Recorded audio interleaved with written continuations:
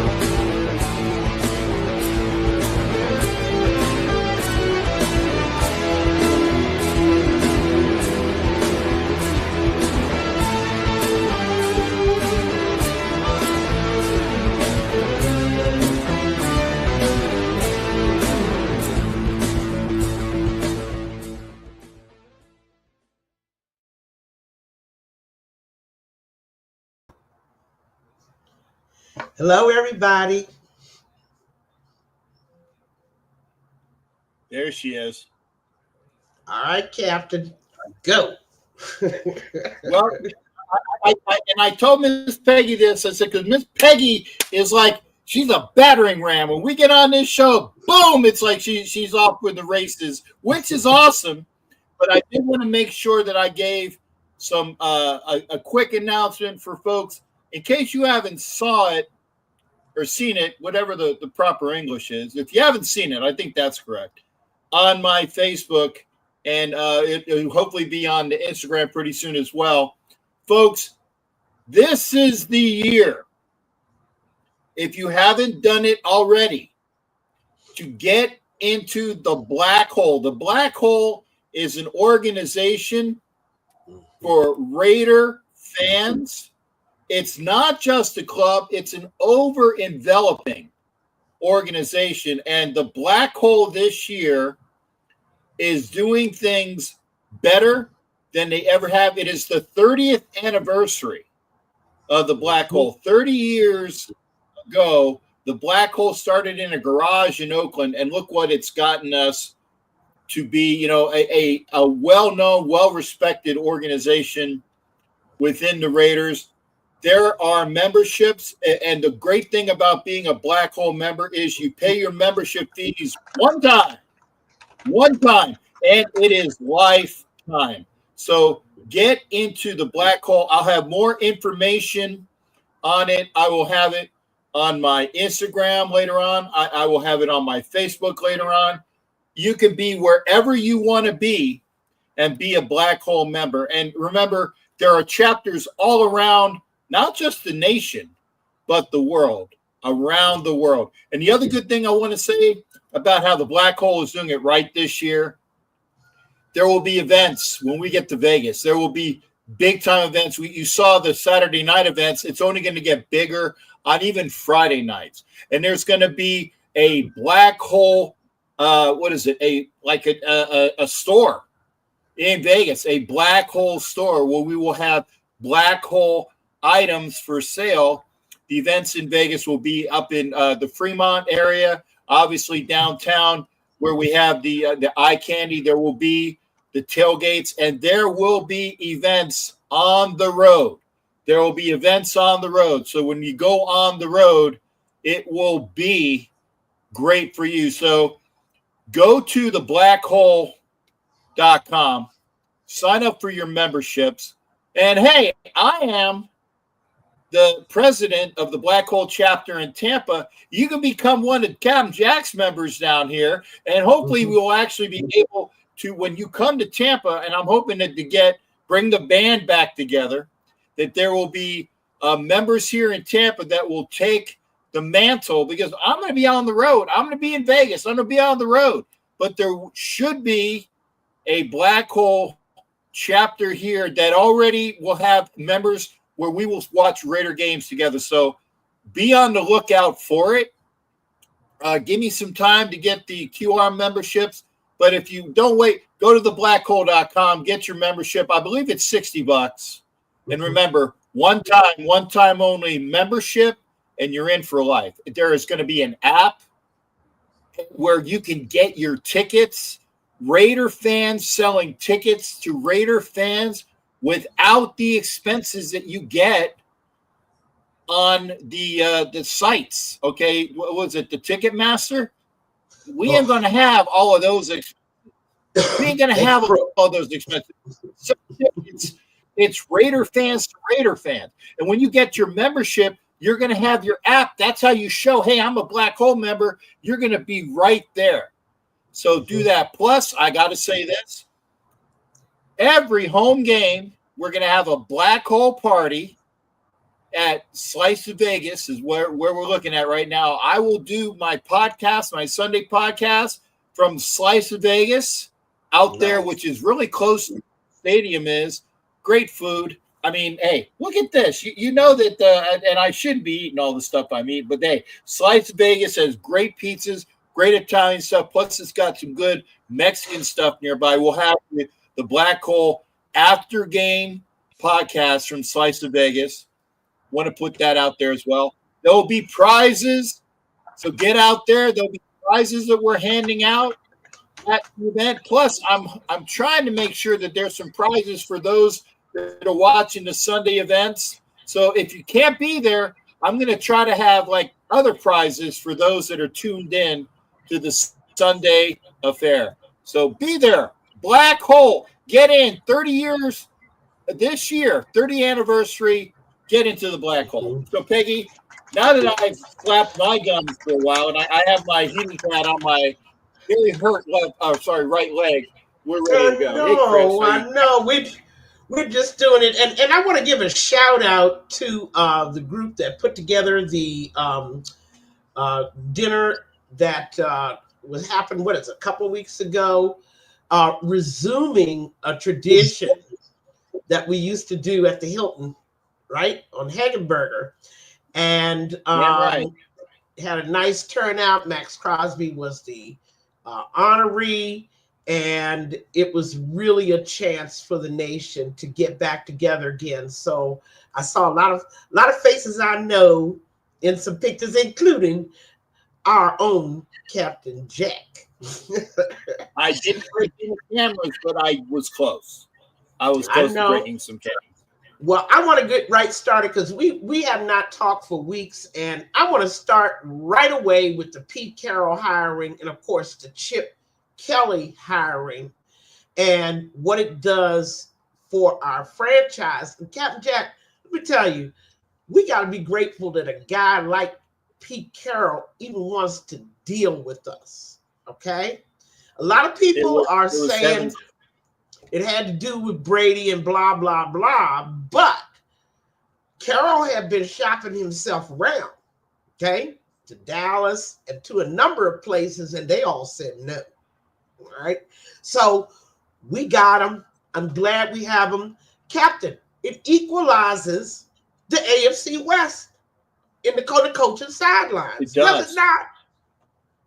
What do we got? I mean, Harbaugh, Peyton. Yeah. Go ahead. Yeah. And of course, but like you said, when you have a coach of Pete Carroll's stature, I mean, and one thing about Pete Carroll is he's the only coach in the AFC West which has a championship in college football and a championship as a Super Bowl champion. Okay. Harbaugh's got his national championship from Michigan. He parlayed that into his job with the Chargers. Obviously, Andy Reid is a great coach. He went to the Super Bowl with the Eagles, didn't win, and he has four Super Bowl wins. Thank God he didn't get that fifth one. I didn't want to hear anymore about three-peat. I got the three-peat right a little bit above where my heating pad is. Mean, and I won't show that you was a satisfying game to watch, was it not? Yes. I mean, you can tell that the Kansas City Chiefs are not the team they were 5 years ago, okay? And it doesn't really have to do with coaching or talent. There's just not chemistry anymore, okay? That thing that they had going on, it's like Mahomes is pulling them now instead of they all going with Mahomes. He almost has to pull a performance out of everybody every week. I'm glad to see that chemistry falling apart, okay? Because now it's going to pull it. Yeah, I'm sorry. You're talking about pulling. He was being pushed, and he was being, just caved in by that Eagles defensive line. And so everybody, and they kind of had that playbook when they lost to the Bucks. The Bucks pretty much made sure that he was running around and couldn't do anything. And I don't know why they got away from it the last 2 years, but the Eagles just went and whooped ass on that Kansas City line. And again, blueprint again. If you want to win, you got to pester Patrick Mahomes like you used to have to pester Tom Brady. Tom Brady would get pissed off when he was lying on his back or people were hitting him. The other thing is age. And let's take it back to Pete Carroll joining that elite coaching group in the AFC West. We're going to have strategy. Talent to execute it is another point. And I want to go right to talking about Chip Kelly, okay? Because I've been screaming ever since I found out that poor little Luke Getsy, who must have been number 100 on the list of available OCs, was the only one we could find last year. The job that has to be done requires a Chip Kelly, an expert. What they call it, a subject matter expert. We're talking about me. There you go. That's right. Yeah, somebody who knows how to build an offensive system. Okay, it's not just having the players, but you have to build a coherent system around the players you have. We've got the level of coaching now. We don't have to fit into somebody else, fit the players into his system. Chip is going to build one around them. Okay. And that's what we have. Only Pete Carroll could have even got Chip to answer the phone. He just won a national championship. Is that not true?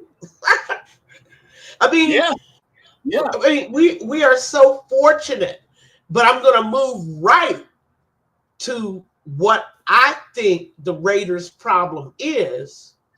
Okay, even with these great guys standing on our sidelines, the model, the organizational model, to me, still is not right. When I look at the championship teams in this league, the teams that win every year in the playoffs every year, what do I see? I see a clear divide between GM and head coach. The GM is there to look out for the interest of the franchise. He is there as a check and balance on the actions of the head coach. in all the successful organizations that got this down. Howie up in Philly, right? You don't hear about Andy Reid running the front office in Kansas City. You don't hear about that. You don't hear about McVay running the front office in LA. I mean, there has to be that clear dividing line, and this is what I'm afraid of. We went out and got us a newbie GM. Never had run a draft before. Okay? What are you thinking about that? He's been an assistant GM. Yes. And see, this is the mistake that we have made over and over and over again. McKenzie, Del Rio, Mayock, Gruden, Ziegler, McDaniels. I want a guy that was experienced. We had him, but we got rid of him. I got you. I want to talk about that. Yeah, I'll talk about that, and I agree to a point. I agree to a point, but your favorite guy, and I'll put your favorite guy in big air quotes, Mr. Tom Brady, read that the best way to handle building something from the ground up with the kind of like you got a good old house and you got some good structure there, so you keep the bones, right? You keep the bones of the good house, but in order to do the best work in building that foundation up, you start with a coach and a GM from jump. I know you're doing the hands to the face thing, but the way that it was Telesco being there with a new coach, and I don't think that would have. Now, do you really think? And honestly, I ask, do you really think that Pete Carroll would have came in with Tom Telesco there as the head coach? I just got finished saying Pete Carroll, right? He had shopped himself to a number of teams. It isn't about that. It's not about that. I don't care what he wants. Okay, it is about a successful organizational model. And by the way, what does Tom Brady know? What does Tom Brady know about running a front office or a franchise? Well, not a lot, but he is learning, and there are people in the NFL. And I throw you over to that gentleman that was the defensive stalwart for the Bucks that was running things in San Francisco. High yield, low yield, high yield, low yield. So he has that as a base work. And then Ozzie Newsome was a fantastic member and probably the most successful player to transition from being a player but to he a was GM. a GM. Tom is not. Okay, I got. Okay, I asked the question. What does Tom Brady know about running a franchise or running a front office? He brings a lot to the table. I'm not going to take that away from him. But what does he know about the organizational model he just set up?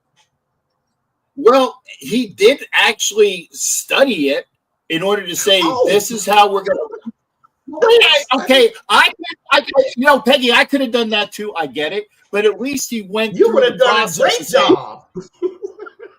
I would have, but they didn't call me. They didn't call me. But he went through and said, there was another guy, and I can't remember what the guy's name, but and I will give somewhat due credit to Mitchell Renz on this, because Mitchell Renz had an interview with he wasn't a headhunter, but he was a very successful business model guy that the Raiders brought in to give that said, this is how you run things effectively. And again, I don't remember what the guy's name was, but Renz did have, and this is very rare. I give, other YouTubers credit, but when there's good credit, I will give it to them.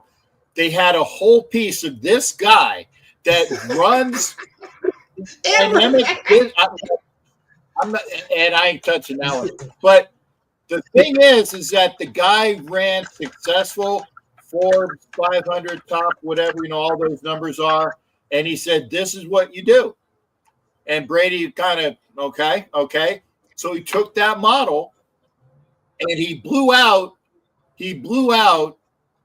the Tom Telesco because they were blowing out AP, which was kind of weird because AP had that. Remember, AP had that last press conference, on Black Monday, and I was like, "Oh, okay. Well, AP is going to be here next." No, I knew it was weird. I knew he was gone because what surprised me was Telesco.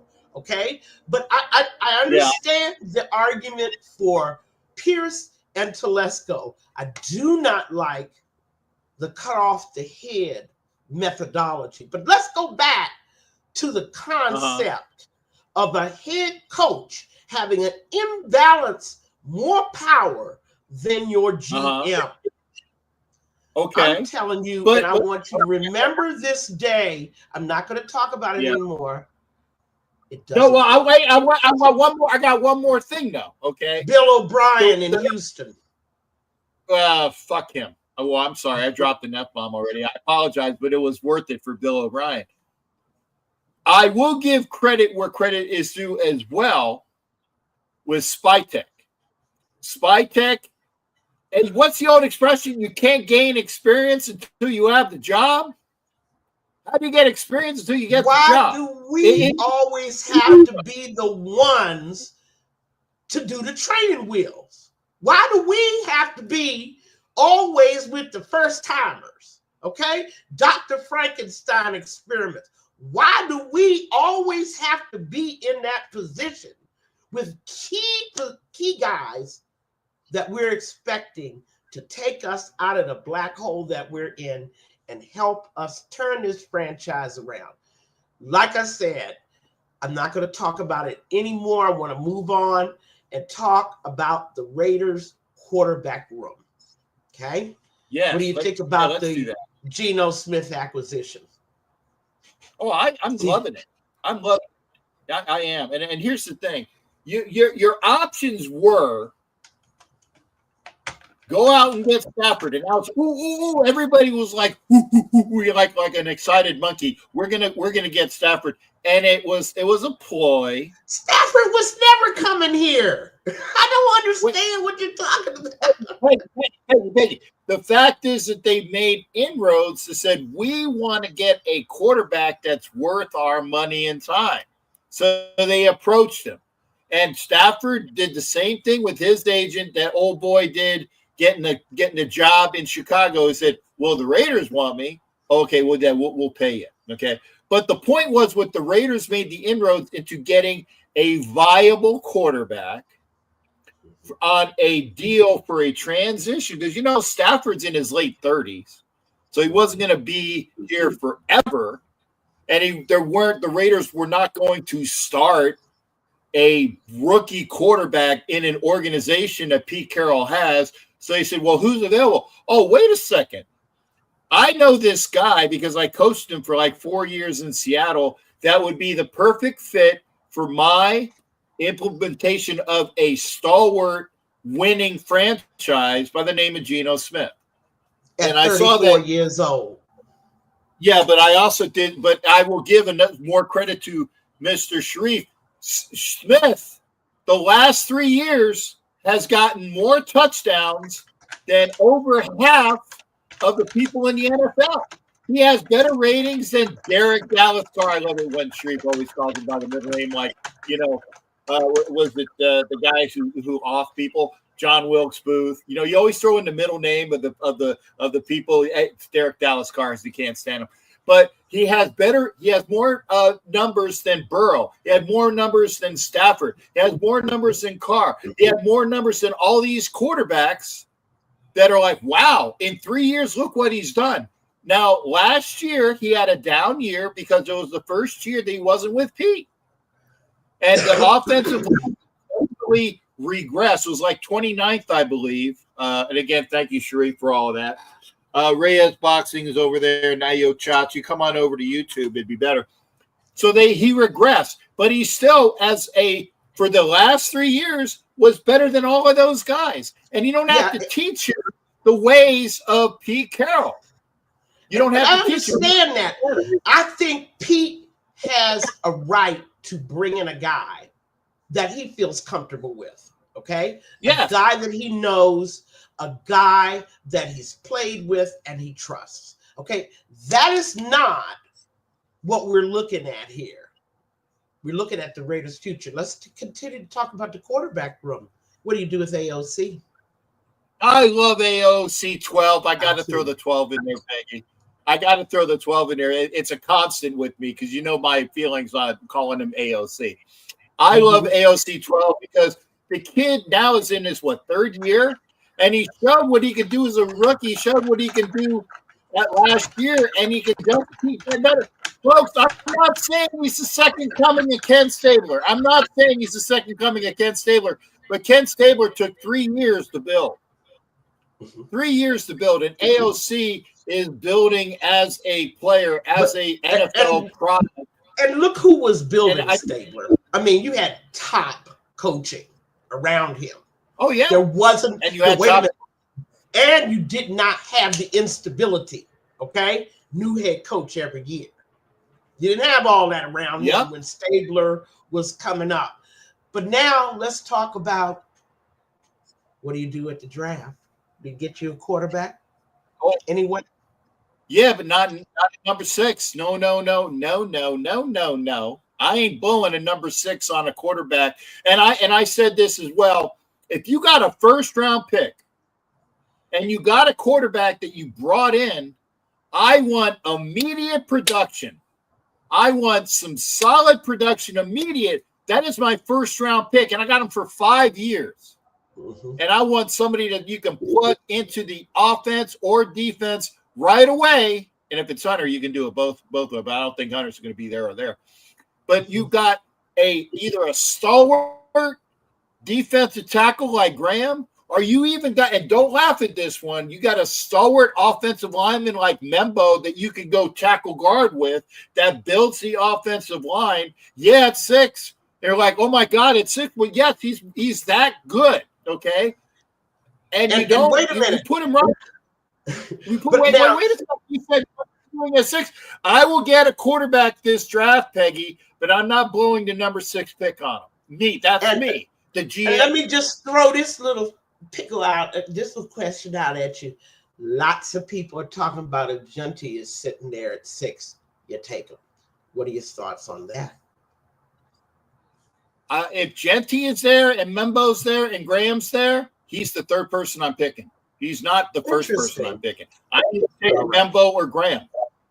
You also have a very deep draft and running back, so it's not like you won't get a crack at the running back position. Oh, yeah. I mean, you got the kid from North Carolina. You got two running backs from the Ohio State University that our offensive coordinator knows very well and is great NFL talent.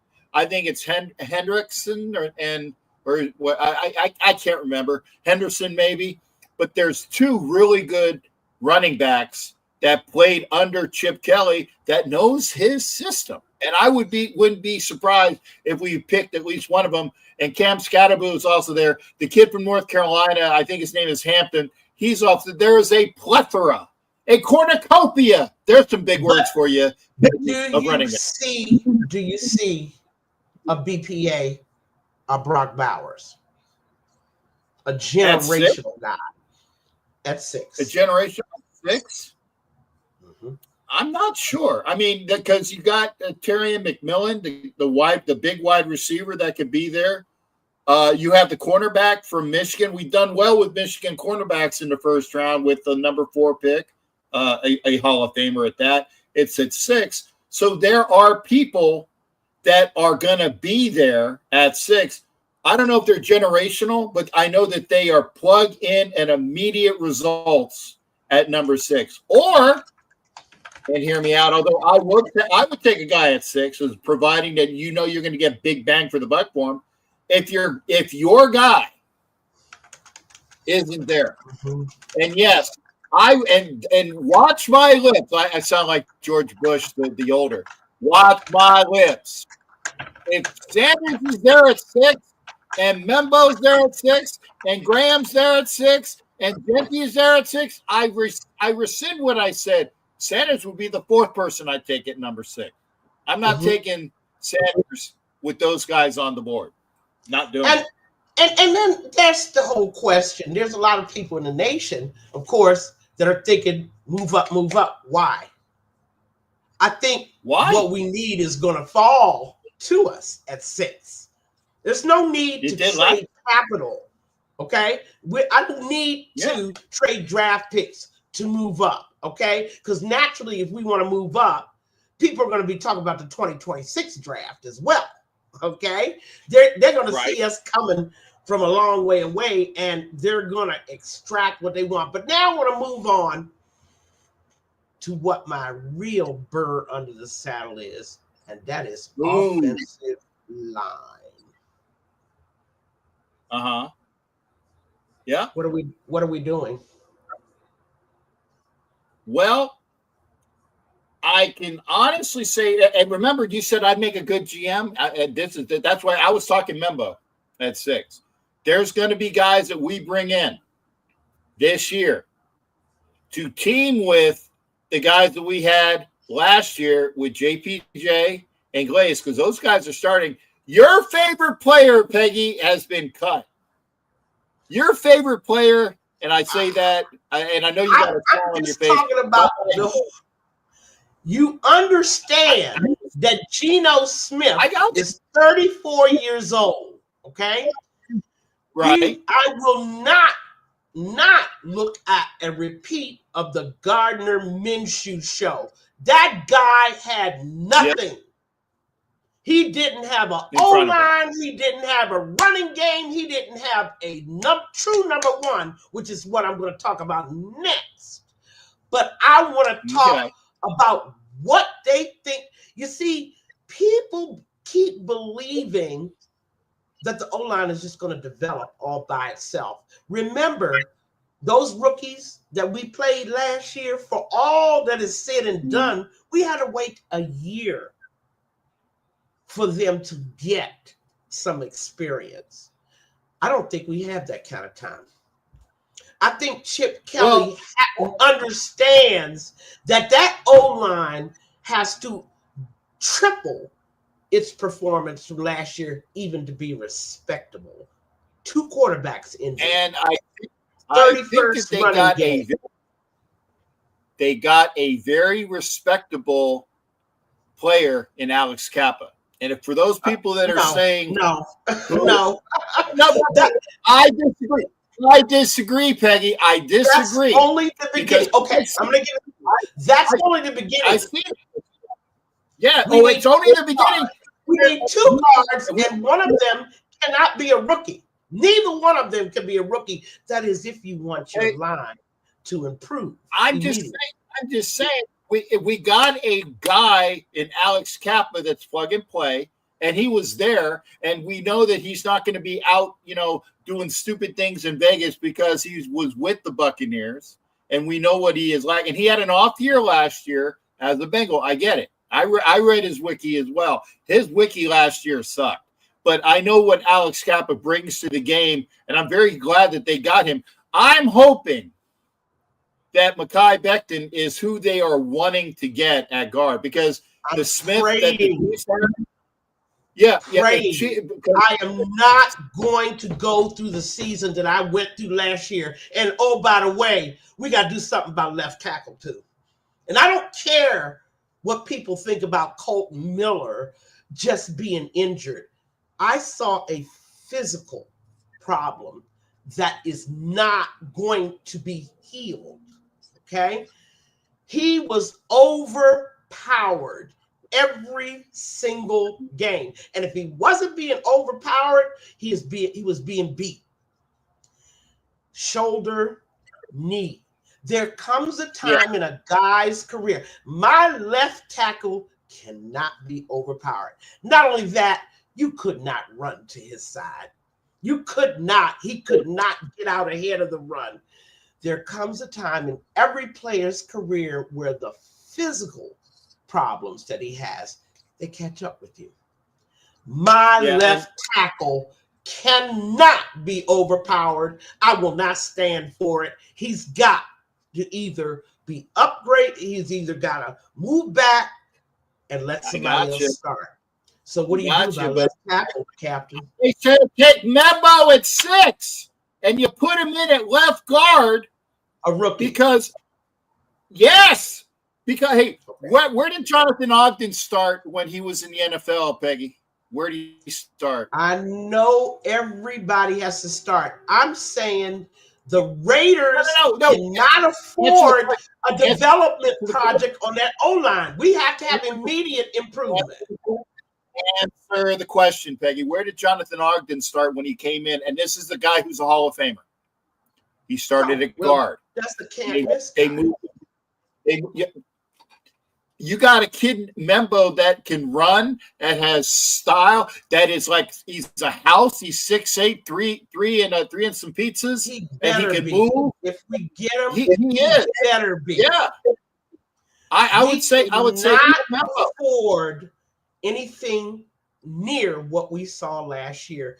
There is no way Chip Kelly, and Kelly knows this, he cannot run the kind of offense that he's become famous for unless he has a top O-line. You don't get it through rookies. Well, but I tell you what. Well, that's why. And by the way, Sharif, I disagree about Kappa. You said he's been in decline the last 3 years. No, he had a bad year last year. But you look at Alex Kappa. He's there every game for the most part. He played with a horrible team offensively for the Bengals last year. In my estimation, and remember, I'm an offensive guy. I'm an offensive lineman. I think that was a tremendous pickup. I'd like to have Mekhi Becton there. I really would. I'm hoping. And this is what I'm saying about this newbie GM, okay? I notice all the big names are not going with the Raiders, and they know we have money. Why is that? Yeah, with Tom Brady and Pete Carroll there, they're going elsewhere. We're not overspending, Peggy. We let Merrick go. When it comes to O-line, you need to open the bank. That's how bad you need to improve that O-line. And anybody that doesn't get has there been an offensive lineman? Has there been an offensive lineman go in free agency that I don't know about? Because as far as I know, all of the big names have not gone anywhere yet. I could be mistaken, but all of the big names haven't been. You got to be patient. Yeah. If I don't see a huge signing for that O-line in free agency, either at left tackle or guard. Of course, I've been famous to note that there's a few people I just like to drug their drink and put them on a plane and just have them wake up in Vegas, like Quentin Nelson. I mean, there's a few people that I would trade the house for when it comes to O-line. That's how bad I think. I cannot see Kelly's program working. I cannot see Geno Smith being effective unless you upgrade that O-line to a all-pro. We did not have one all-pro on that line. Give me just one all-pro on the line in years. Peggy, come on. We haven't had an all-pro and we've also struggled at quarterback because of it. Okay? True. And this is something people don't agree with, and I'm sure there's people that my philosophy, I'm a student of Joe Gibbs. The O-line is the center of your offense, not your quarterback. Okay? True. Let me say that again. The O-line is the center of your offense. You have a running game. You got pass protection for your quarterback. Mm-hmm. You don't need to have a top flight. You can go with a Geno Smith if I have the Hogs in front of me. Okay? Yeah. I can go with any quarterback that's competent. And by the way, any running back that's competent if my O-line is top flight. I don't know why people have forgotten it, Captain. The entire league has forgotten. The O-lines around the league are straight trash. Is that a talent thing? Is it because of college? Well, what's going on? I remember who used to have, and I've got forgive me for washing my mouth out. I'm going to be safe. So remember when the Dallas Cowboys had that offensive line that people loved? I'm talking about there was some Hall of Famers on that line. Okay, exactly, and there were Hall of Famers on the Raiders. You can go from left tackle to right tackle in the early 70s. Every one of them was a Hall of Famer. Every one of them. Mean, we should get so lucky, Captain. I mean, I just want all pros right now. I'd be happy with just that. Because the offensive line did the job and was Hall of Fame worthy. Remember, Tom Mix and Boomer Brown on the right side, in case you were wondering. That was from left to right, all Hall of Famers, okay? Not all at the same time, but there you go. Here's the thing. I think that has been drummed into Spytek, and I think he is going to go after the guys. I'm hoping, because I can think and hope in two different things. But I agree. If you have the gentleman that can run an offense, but you can't have a quarterback that's running around, like old boy Booger Minshew, and I call him Booger because he likes to, I know. But if you have offensive line, I'd say hopefully we get Becton. And I don't know of any other big name out there, because I know Zadarius, I think was it Zadarius Smith, the kid that was for the Chiefs, he got tagged. Yeah. Because the Chiefs knew better. I don't know of any other person that was there, but there should be whoever, and you guys help me, and you guys help Peggy. Who are the names on the offensive line that are free agents? And hopefully one of them, if not two of them, are coming over here. Well, see, this gets me back to a topic that I knew I wanted to touch on tonight. We want to talk about image, okay, in terms of how players see it. And this is going to be attached to why we lost so many guys on the defensive side of the ball, okay? And it has to do with the reputation that the Raiders have earned for themselves in the last 10, 15 years on how they treat players, how they treat coaches, okay? I have a feeling that we might have lost some of those guys because of the way Pierce was treated. Just a theory, speculation, but it's the way you treat players. Players talk to each other. Players can read Instagram. They know what happened to Carr and what happened to Devontae Adams and what happened to Jacobs. They know. The question is, what are they telling their agents? Do they really want to come and play for us? This may hinder us in our search for free agent offensive linemen. This may hinder us in the search for top free agents. I mean, did you not cry when Metcalf was gone before he was there? I mean, did the Raiders even have a crack at him with his old boss, Pete Carroll, there? Did we even get a crack at him? We had the money. Yeah, but I also think that there is, and you're talking about Johnny and Tommy and the rest of the crew, I think that they are being smart without overpaying. Would you pay, Peggy? No. I'm going to say this. Point, you keep saying overpay. Overpay. Would you give Trayvon Merrick? The Raiders don't have the luxury to say, too much money. You give Trayvon Merrick the contract he got with the Panthers, or would you have Chin come in at half the cost? I would take Chin. And I like Merrick. Merrick. I can see the argument there for a Merrick, but a Spillane, why would you let him go like that? And that's unfortunate, letting Spillane go. That hurt.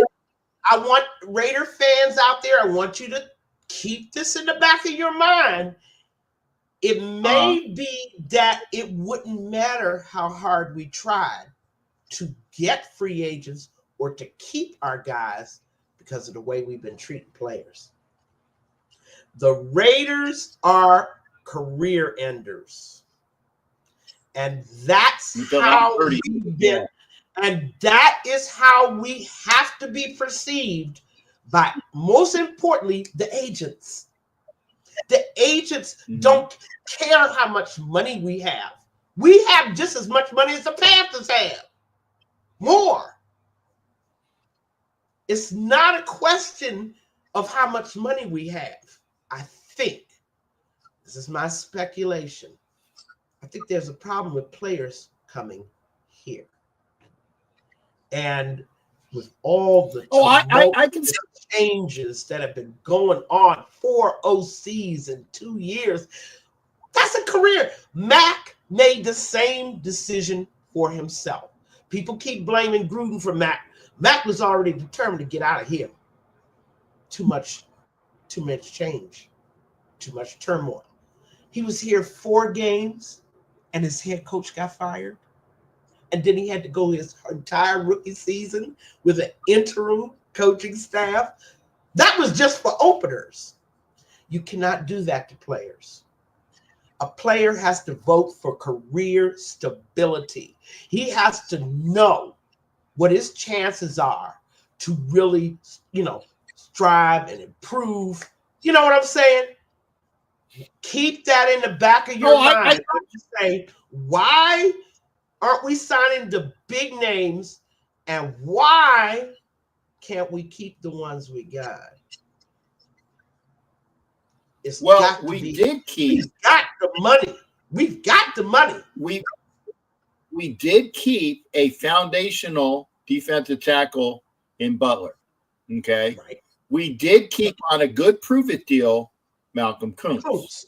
Those were good things to have. Okay. And Kuntz was smart. He's like, I can use this 1 year, prove-it deal and show people how awesome I am. And maybe if what you're saying is true, Peggy, if he blossoms and busts out, and if he's gone next year, then a lot of it is the, hey, I got my bag, I got my prove it. Now I'm going to get 3 bags on my next deal. We can't really do anything about the past, but there's got to be a stopping point that you fix shit. You got to have a stopping point somewhere where you fix shit. And hopefully, and that's why I said, I think and I hope, hopefully we are fixing shit the right way starting now. Well, I just want people to keep it back. And this also relates to our search for a true number 1 wide receiver. Why are we not getting any of them?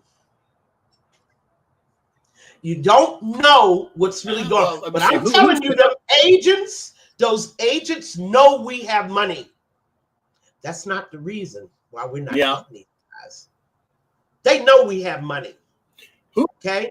And if you're stupid enough to go budget basement and start knick-knack and picking at the numbers where you need a true number 1, where you need 2 guards and a left tackle, then we're right back to the same thing we've been doing the last 20 years. Nickel and diamond, the most important positions on the offense. Cannot do that. Other than Devontae, who definitely wasn't coming back here, okay, and other than DK being traded, okay, Cup is well, actually you'd have to trade for Cup too, so I'm good. I'm talking about a true number 1. Who is a true number 1 wide receiver that's available right now? Then we have to go for door number 2. We have to develop our own true number 1. Okay, but you said we need a true number 1, but looking at the free agent market right now, because remember, DK was traded. He wasn't available.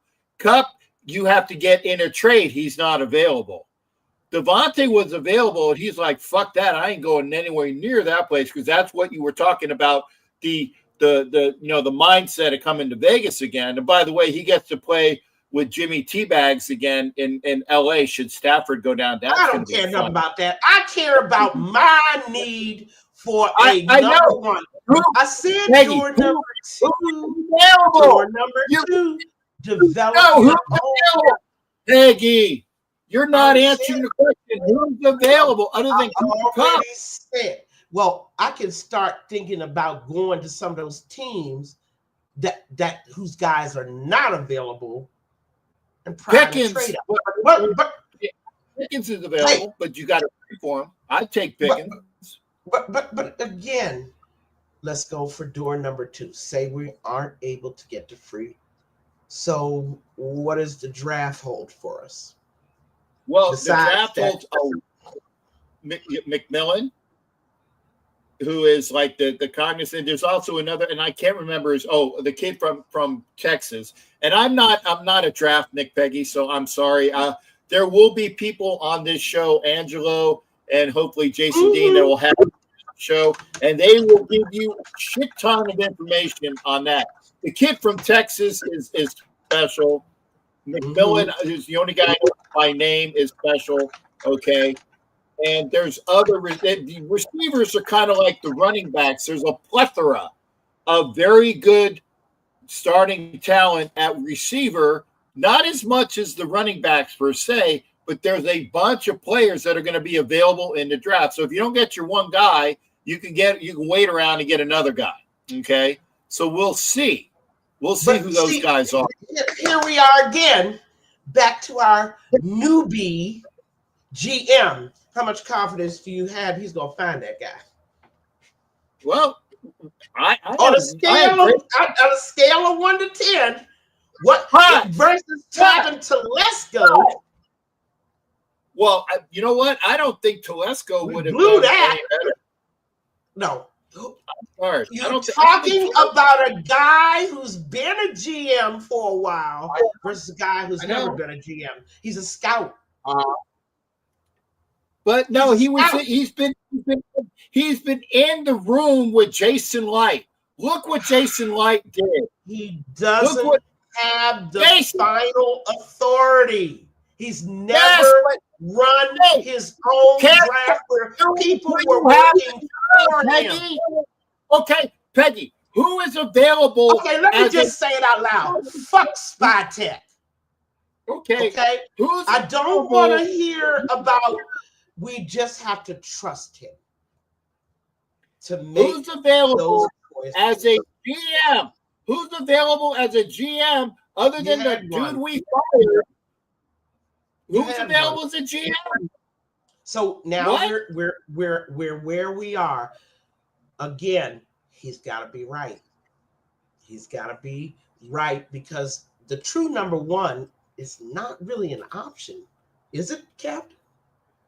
We got to have a field stretching wide receiver, and the Turner and them two others that they're just too small. And there's so much. Maybe somebody now that we have a real wide receiver coach, maybe they can work with these. What was Turner and what was the other little boy? No, Edgar Bennett was the wide receiver coach, and he's a fucking running back. Well, again, now that we possibly have a real wide receiver coach, maybe he could do it. Turner and what was the other boy? He got injured. Turner and Tucker. Turner and Tucker. The wide receiver. I thought you were talking about the wide. Yeah, because Edgar Bennett could. But he stayed through three regimes. Okay. Yeah. But you also.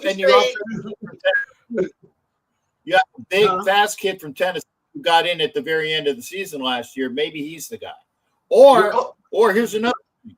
Maybe McAllister goes back from being a running back to a wide receiver under Chip Kelly. We don't know that because the kid has speed and has the capabilities to do that.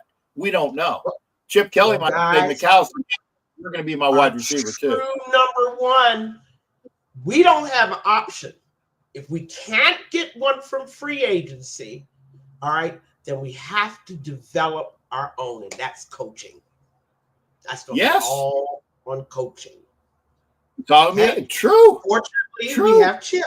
We have Chip, right? So there is a good chance, and I don't know who the new wide receiver coach is, but I know they're going to have to develop, and they're going to have to develop fast. You look at Chip Kelly offenses, what do you see? You see a lot of deep stuff, right? You see a lot of mid-range stuff, a lot of posts on the fly, okay? We didn't see none of that last year, year before last. We didn't see none of that, okay? Because first off, the quarterback was on his ass for 75% of the time or running around, and the receivers couldn't develop the routes. That was part of that problem, correct? Well, we were back to the O-line issue again. Yeah, I know. Well, I'm just saying it's a 911 emergency. You can't run a 9 pattern if you're on your ass or running around, and the guy that's supposed to be running the 9 is now cutting it off to do a cross across the field because he knows his quarterback's in trouble. You can't run that route. You know, these are the things that we have to rely on Chip Kelly to deal with. Okay, he can't go into this season without a true number one. Okay, and he can't go in there without guards and a left tackle. I mean, though, if they don't see that is a number one priority, and I think that's one of the mistakes Pierce didn't understand, or Telesco, how bad our offense, how decimated our McDaniels, the destruction. He destroyed the offense at its roots. He ripped up the roots and threw everything away. Okay, so I'm just saying, I'm hoping Chip understands that. I don't want to hear, well, we don't want to overpay an O-lineman. We don't want to overpay a receiver. You better.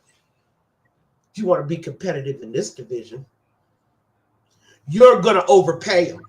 Okay, just like we did when, remember, we had Kalechi and Hudson, and, you know, I heard the complaints then. Remember in that 2015, 2016 slot? We had 3 All-Pros on our line, on our O-line. Did we not? Yeah. Penn, Donald Penn, we overpaid for Penn too. You're going to have to overpay. So let's stop available? Peggy, I'm so infuriated. You say we got to overpay. Who is available? I don't know particularly. The only person I know is that's what I paid Chip Kelly. That's what I paid Chip Kelly to evaluate talent. There's guys that are available. We don't really know how they fit into Chip's offense. They may be no names. That's where I trust Kelly's ability to not only evaluate talent, but to bring them into his system and teach them how to play. Okay? Mm-hmm. And if we can't do it on the free agent market, that's all we're left with. Okay? Gino don't move so good anymore. He's 34 years old. Okay? Yeah, but I don't care. Two of those years he wasn't on. It was like the tread on the tire is maybe he's like a 31-year-old because of those years that he didn't do a lot. Not at the quarterback position. You got to move. And you got to recognize. What I'm saying is the tread is not, it's not a 34-year-old tread. It's like a 31-year-old tread. I always hear, Captain, you don't have to repeat it. I always hear what you say because I'm listening to every word you're saying. You say it once. Okay? Okay. I get what you're saying. And plus, when he was with the Jets, you know they wasn't putting no mileage on him. Okay? He was on that bench with the Jets. So I know that he doesn't have the wear and tear of a 10-year veteran. I get that. But what we're looking at is a guy that needs pass protection. True. We're looking at Gardner Minshew, whether you know it or not. He has to have a running game, and he has to have pass protection. He's not going to elude like so many of our Madden junkies out there where their quarterbacks run for 40-yard touchdowns every game. It's not that guy, okay? He needs time. Mm-hmm. He's the kind of quarterback that needs time. And that is why I'm saying there's a good point by Sharif there as well. Seahawks had a crappy O-line, and Geno still got him to 10-7. He was moving a lot. He threw more interceptions because of that line, but he still got him to 10 wins behind the crappy offensive line. I mean, you're going to suffer some kind of consequence. Right. I think we're going to have a better line than that. I really do. Even with think? Miller, who I think was not. Yeah, I do. I think even Miller, because I think last year he just wasn't playing because he's still. I got my or is it shoulder injuries? Shoulder injuries have ended the career of lots of O linemen because what you lose is upper body strength, leverage. Okay, I got you.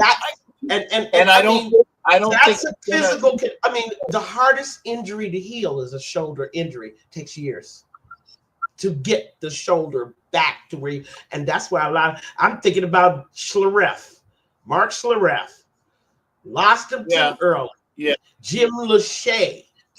I mean, I'm thinking about a lot of O-line shoulder. They just lost their ability to leverage. Okay.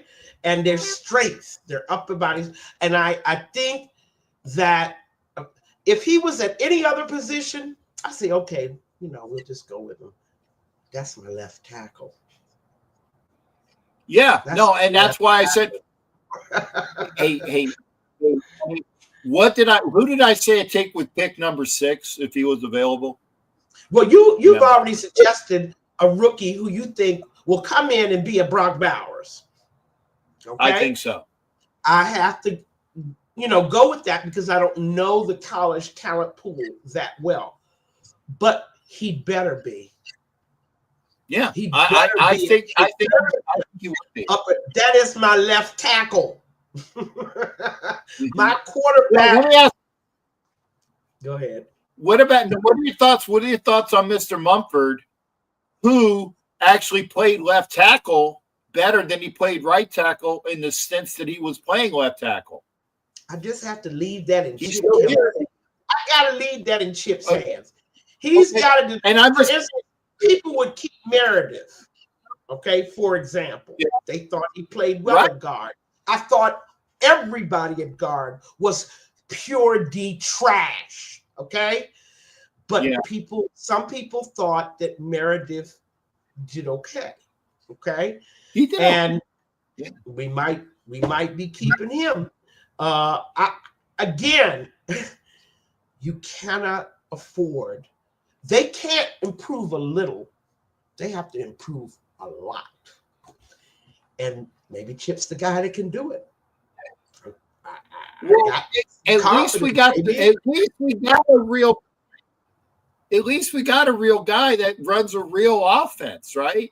And he has wherewithal. And what I think that we're going to do is have a guy that can do that. And by the way, you know who our offensive line coach is, right, Peggy? I didn't get that. I haven't looked at it. Tell me.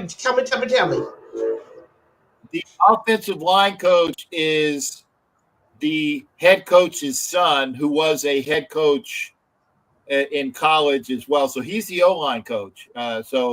Pete's kid is the O-line coach. So you don't think that there's going to be some things there, when your dad is your boss and he does have the head coaching experience as well. So we did take care of that. I think that's a lot. We don't know that. There's no track record to base that statement on. True. Okay. But let's go back to where. Let's go back to where he's were. Well, at least look at that. He's coached college I mean, if you're thinking about keeping guys like Mumford, Meredith, trying to get chemistry in that O-line, right? You've got JPJ, you've got Glaze, you're going to try to integrate. I would rather a guy go back to fundamentals. With this line, with anybody from this line, it wasn't just one or two guys. The entire line was being overwhelmed. Play after play after play. Two quarterbacks injured. I mean, when in Raider history have you seen an O-line that allowed two quarterbacks in the same season to be hurt?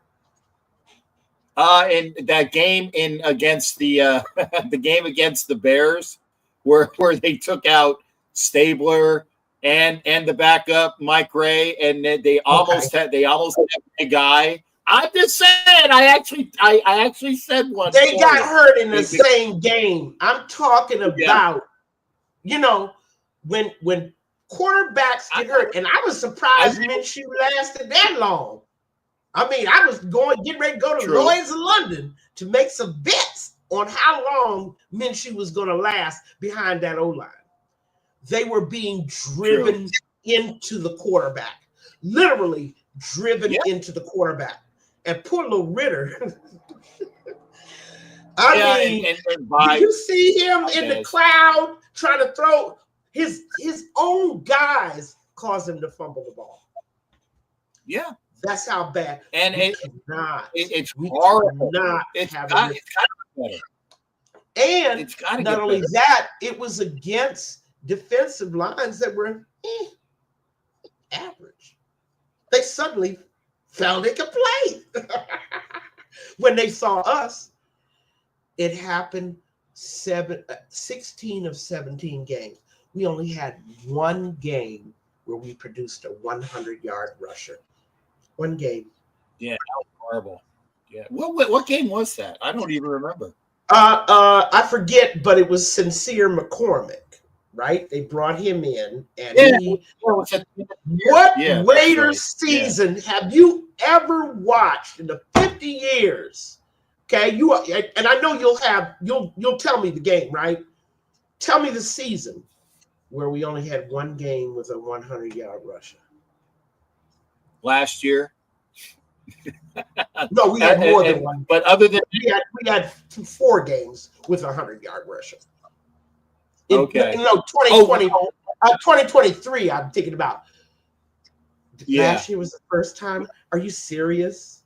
Are you serious? I think that's how bad it was, Peggy. That's how bad it was. That pathetic level of that O-line. Okay, and it was all them. Okay, it wasn't. I saw when they changed to Turner, nothing happened. And it wasn't, the play calling was different under Turner than it was under Getsy. It perceptibly different. And no go. They could not run block to save they could not get a push forward. How does that happen for all 5 guys for 16 games? How does that happen? That's why I'm saying I'm hoping the O-line and Chip Kelly, the new O-line coach, Chip Kelly. That's Brandon Carroll. That has to be rebuilt. I mean, you cannot have that. Chip Kelly's offense goes up in smoke if he doesn't have a decent O-line. And you can say that about any NFL team. Thank you. You can say that about any NFL team because it starts with the guys in front of you. It starts in the trenches. The O-line and the D-line, like you said, the O-line is the centerpiece of the offense. It is. You don't do anything without a good. It's got to be, You can talk to a lot of people out here. First thing they're going to tell you, well, we need a quarterback. No, we need an O-line. We wait for the quarterback. I say that because I'm an offensive lineman. Who are the smartest people on? Yes, you are. And people don't understand the hidden, the silent counts, the hidden things that go on between guys standing next to them next to each other in the trenches. I mean, you can take that guy. I'm going to take him to the left. I'm gonna take him to the right. You know, those. I'm telling you conversations that you know is going on in your head before the snap of that ball. I'm telling you, none of that happened last year with pro offensive linemen. None of it. They did not communicate at all. I mean, it's like they all gave up at the same time. And Jim actually has one too about they were Jim running under. But this went on. What you couldn't untrain them after Getsy left. They couldn't get it out of their minds that they were being overpowered. It doesn't have anything to do with the blocking scheme. It was a physical thing that was going on. Physically, Peggy, they were. I honestly think that they had whoop dog syndrome. Okay, or what? I'm sorry, whooped puppy syndrome.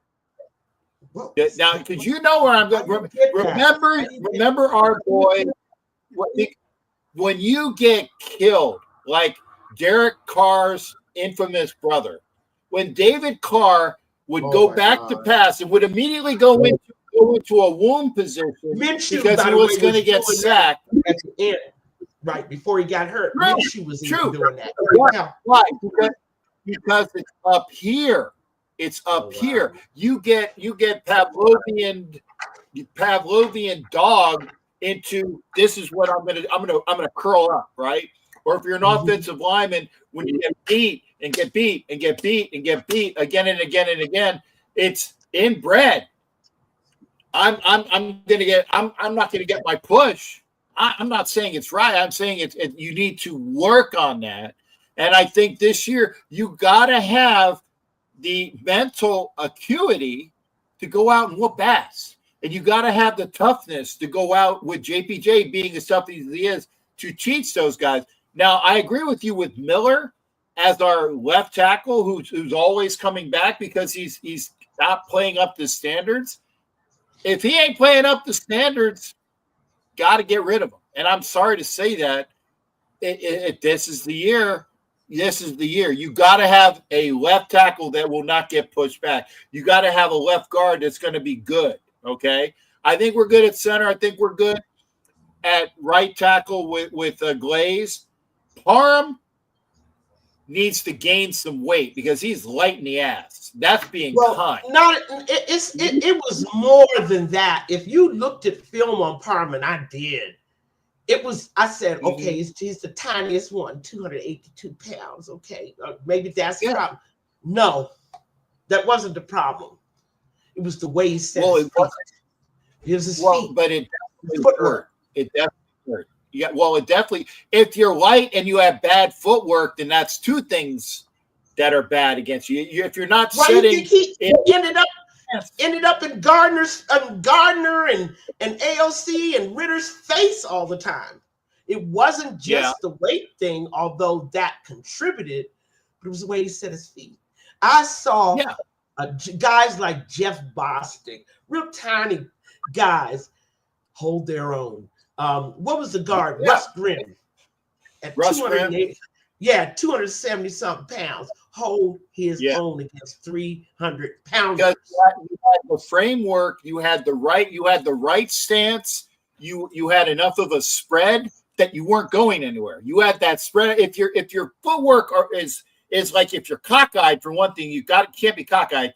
You got to be staunch. You got to be even and at a good elevation so that you can hit. You can kick it. You can I'm going back and I'm gonna hit you. Okay, right. That's what it is. And so as you start holding them off, it starts with the offensive line coach, and hopefully, like I said, I think so, and hopefully, but we don't know.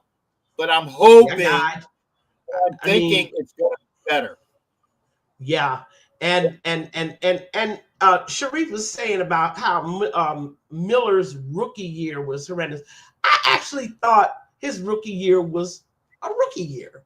I didn't see bad. I didn't see good. You know, I saw he was okay. Right. He wasn't getting pushed into his own quarterback. Game after game after game, it never got better. And that's why we need a left tackle. And you say, draft him. I'll take it. I'll take that. I'll take that. But as long as you trade me for a free agent guard, and I want that boy from Philly. I'm with you on that. I want Becton. But I want Becton. I do. But will his agent talk to us? That's the question. I don't know. And I think that, unfortunately, because you brought up a good point, that the word is out that the Raiders got fantastic facilities. Oh my God, we rate in the top 1, 2, or 3 in how the team is run facility-wise, and we're good here, and we're good here, and we got those rankings. But as you said, there's the scuttlebutt amongst the players, like, yeah, this shit sucks, and blah, blah, blah, blah, blah, blah, blah. We got to elevate that, Peggy. The other part is, who wants to play anywhere where you're not certain whether the head coach, your position coach, or any coach will be there next year? You cannot do that to players. You can't keep changing people. That we're going to pay the price. We're paying the price for the constant changes. And that's been going on. Remember when Al, even in the days of Al, the great Al Davis, remember in the days of Al, it was the tango or conga. What was it? 1-2 fire. 1-2 fire. A coach, 2 years. Turner, 1-2 fire. Shell, 2 fire. Lane Kiffin. Fire. I mean, yeah. But let me say this also. Al didn't let his players be mistreated. There's no way Al would have let McDaniels treat Carr the way he did on the way out. I get it that you want him gone, but why you gonna tell a guy that's been there 9 years to don't show up to the stadium? We don't even want you on the bench. You see, other players around the league are watching that. They watched, and the owner did nothing to stop it. It's going to be, remember, it's going to take this year as the groundwork, as the year zero, to change the mindset, to change the environment, to change the perception. It's got to start somewhere, and I'm hoping. One thing, Carroll has to stay at least 3 years.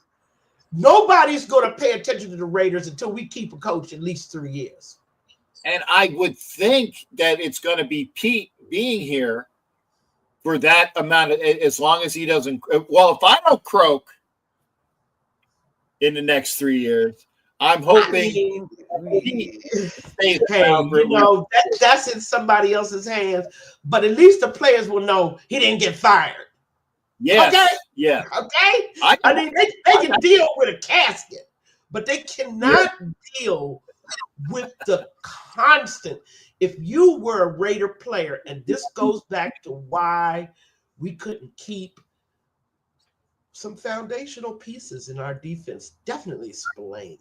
That hurt. It's because how many years Spillane been here? He's had the same defensive coordinator. He's had 3 head coaches in 3 years. Why would a player put up with that crap for any amount of money? That's just insane. You cannot change the chemistry, the atmosphere, the environment, the certainty. A guy can't even get to develop a relationship with a coach and he's gone. You can't do that to players year after year after year and then expect them to be loyal to you, especially after they saw what you did to Carr and Adams.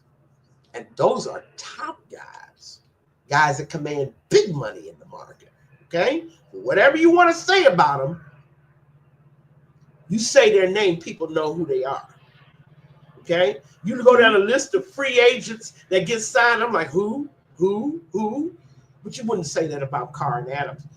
Look at the way, and Jacobs. Look at the way they were treated. Players like, they treat those guys like that. What do you think they're going to do to me? There's got to be a stopping point. Matt got You can't the hell out. You can't cry over spilt milk.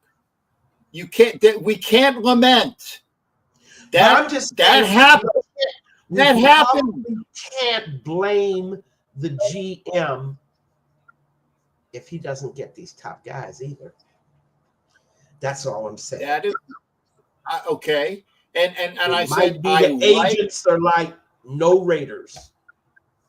I like what we're doing. I like the pedigree, because I can't say his, but I like the pedigree and track record of where Spike Tech's been. I like that. He hasn't done anything. Peggy, I told you and I asked you, I said, who the hell was available as a GM at the time that has GM experience? Just like they said, oh, who the hell was available as an OC? All I got left is Getsy. You go out and find what you want. These are professionals. They have networks. They have people. You go out and find what you want. Don't give me no excuses. Don't tell me that no, I don't have to answer the question. I'm putting it on the guys who get paid to do this. I don't have to do shit because I'm not getting paid. The guys who need to come up with the answers are the guys who are running that front office, who are running the Raiders. You can't tell me who am I going to get if I don't get him. Like there are 10,000 guys in the game of football, Canadian, college, pro, European. I mean, you need to have networks and connections. Go out and get them. I am not accepting that. And let me say something else. The Raiders have not given their fans a reason to respect or trust their judgment. Don't ask me to have. I've been watching this for the last 20 years, and I have been a loyal fan. But they have done nothing in the last 20 years to give me any faith in any move that they make. I want results. Yeah. Then we can talk about how great that move was, or how great that pick was, or how great that signing was. I'm not trusting anything the Raiders do on faith. They've given me no reason. None. Okay. And you know that's true, and I know that's true. Coach after coach, pick after pick, move after move, decision after decision. They just had a bad streak at the crap tables for 20 years. I have more than that. I have more than that. They've given me no reason to trust any move that they make. None. Okay. By the way, Peggy, I'm gonna throw this in there because I'm gonna prove a point. One here. Mm-hmm. Hey, Sheree, Kelly wasn't a fucking GM. Well, wait a minute. The Eagles gave him that dual thing. Zero GM experience. So don't you give me Kelly. He was a great guy who has all of the intangibles that other people have. And he's gone, and we're going to miss him. But he ain't have GM experience. And neither the Spy Cat. Neither the Spy Cat. They're saying, well, not my job to give you a list of people that you should have picked, if people that have actually been GMs. They're out there. Some of them are employed, some of them are not. Other than some of them are underemployed. Other than the Walrus, because he was available. Mm-hmm. I can't. Holmgren. I knew I'd get his name. Other than Holmgren, who has been available. No, I just need to do my homework. There are some former GMs that are out there that at least have a track record. We just need to find them. I will agree with that. I will agree with that. You asked me, well, who should we pick? No, that's not my job. That's the Raiders' job. I agree with that. I do agree with that. But what I'm saying, but here's the thing, Peggy, and I say this to you because I love you as well. For everybody that says they need to do this and this and this, and this is a problem, and this is a problem, I said, okay, what's your solution? My solution is okay, I say all kinds of things, and I've done my homework, and I know what I'm looking for. Okay. But I do have to trust Chip. Why? He has a track record. I trust Pete. Why? He has a track record. I don't trust Spy Tech. Why? He has no track record. And I don't trust Brady. Why? He has no track record either. Except as a Super Bowl winning quarterback on the field, not off the field. So, there's those things that the Raiders do that are still doing that just leaves me uneasy. I don't like the model. I got you. It is what it is. He was an interim GM. He still never had the friggin' job. Kelly. He keeps throwing Kelly at me. He was an interim GM. Just like the other guys were interim coach. Bisaccia was an interim head coach. Antonio Pierce was an interim head coach. He was never the GM. When you show me over 3 or 4 drafts that you could actually get some talent in here and hit a few home runs, then I'll say, okay, that was a good pick. Okay. I got you, Peggy. I do, and I agree with you. But don't we got to wait the 3 years to see whether that was a good deal or not? No, I can say right now. Yeah. I say right now because I know the Raiders had a chance, had the guy who knows talent. They wanted a guy that they could tell what they wanted done. And that went out the window with the guy who runs companies for the Forbes 500 that gave the dissertation. If you're going to start an organization from jump, you start it from the ground up. You got the GM and the head coach come in together copacetic. And yes, I know Spy Tech is Brady's boy. I'm not fucking stupid, Sharif. I'm sorry, but don't tell me things that I know, okay? I get it. That there's a great thing that he goes back with Brady for the University of Michigan where they played ball together. They were boys, and he was there in Tampa. Good old boy network again, just like Drew bringing in people that he knows, friends and family plan. You see, that doesn't work for the Raiders. It's never worked for the Raiders, and to continue to force that model on this franchise. I know, Jeff, he wasn't. I'm not gonna say anything. I'm just, like you said, the 3 years. Let's let the 3 years. Maybe Carroll and Chip Kelly will be the mediating force that makes it all right. Okay? I'm hoping. But there still has to be a check and balance on Pete Carroll. Yeah. Maybe that's Brady. I don't know. It's never worked. I keep looking at all the other the winning franchises in this league. They don't run it like that. Their GMs are powerful people, but they're separate. Yeah. No way Andy Reid goes in there and tells it. It's a clear line of a delineation of duties, and never. You don't have one guy that's heavier than another. And that's what Raiders keep doing. And that's why I don't have to do it. And they haven't had that. The closest that they've had that was when the Hall of Famer, and I'm brain farting his name, who worked under Al Davis. He went into he was with the Packers and the Raiders. What's his name, Peggy? Wolf. Is it Ron Thank Wolf? you.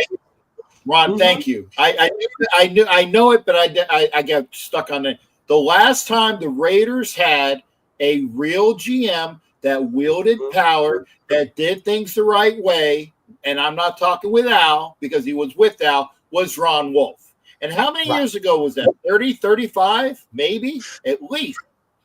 But so when you have what the purpose of having that separation of powers is so that there is a check and balance on what the head coach is and is not allowed to do. And I keep using this example. I have two examples, and you've heard them before, Captain, and I hate to be repetitive, but of course the Musgrave when McKenzie was there.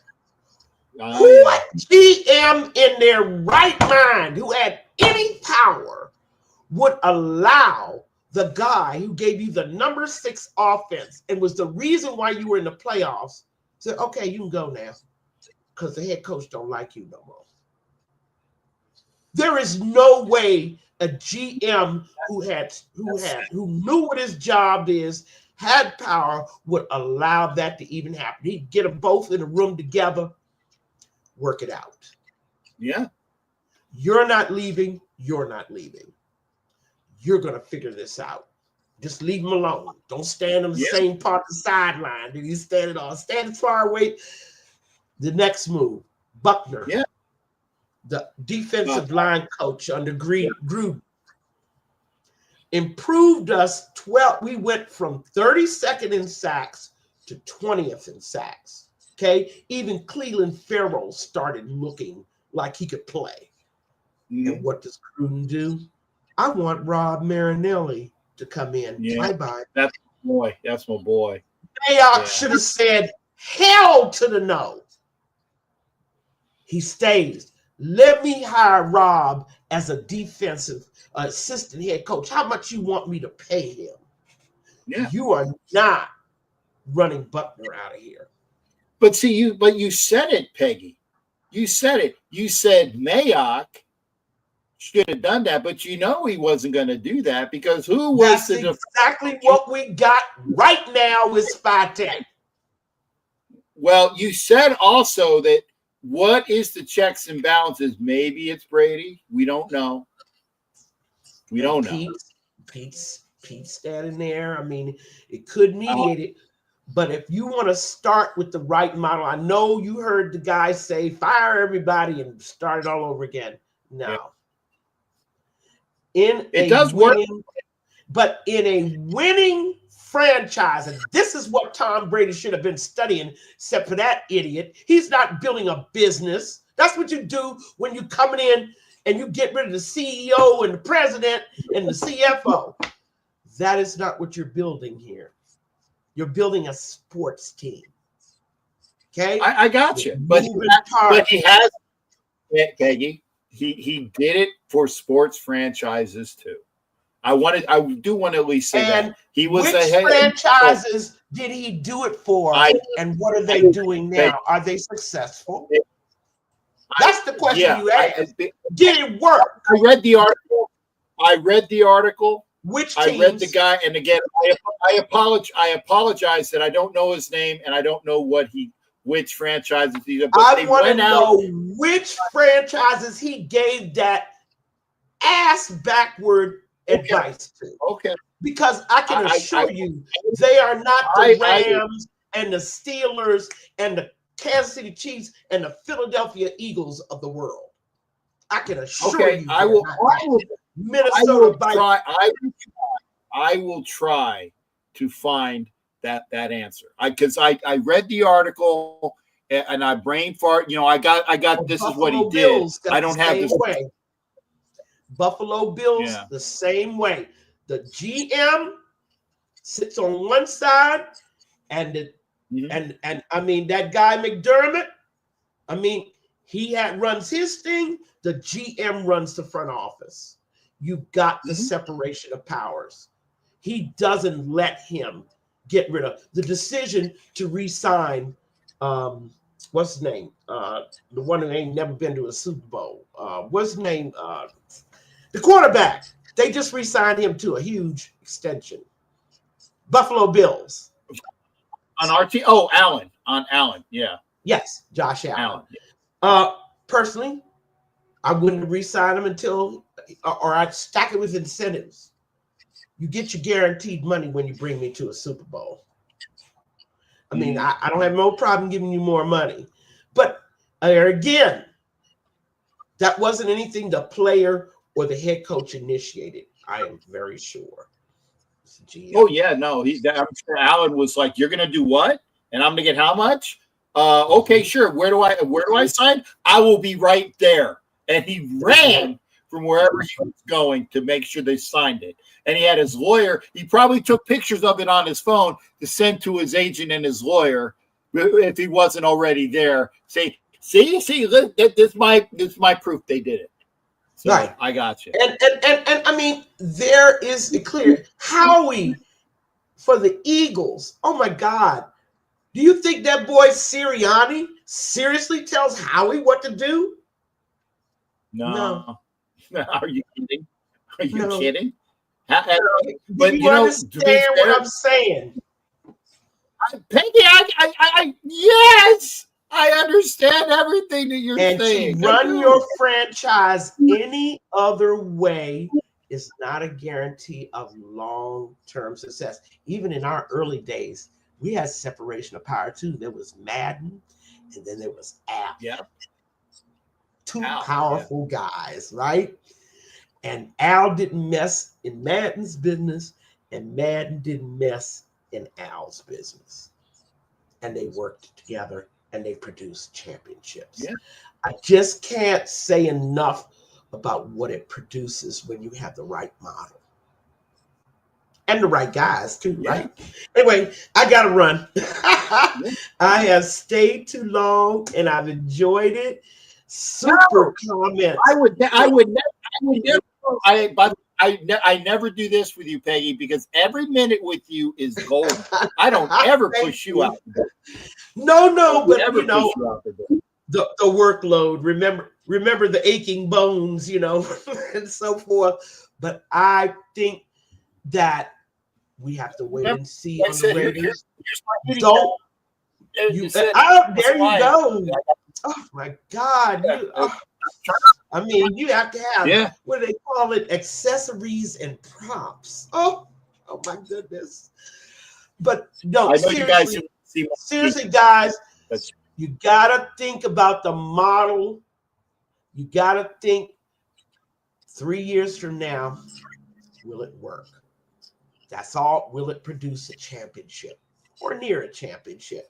Hey, you saw the way the Redskins reloaded, didn't you? You see how the Commanders reloaded? They knew how close they were. They were just right there. And they're, again, another franchise. There is clear separation of power between Dan Quinn and that front office. Okay? It's the way you run your franchise. And the Raiders haven't gotten it right. Maybe this is the charm. Maybe. But I know what the fans are thinking out there. Oh, she's negative. No, I have no reason to trust anything the Raiders do. Nothing, especially when I don't like the business model. I cannot trust it. And that's why I'm saying we're hoping. And by the way, hope is the child of dreams. Never forget that. That is where hope comes from, dreams. One day we dream of winning a championship.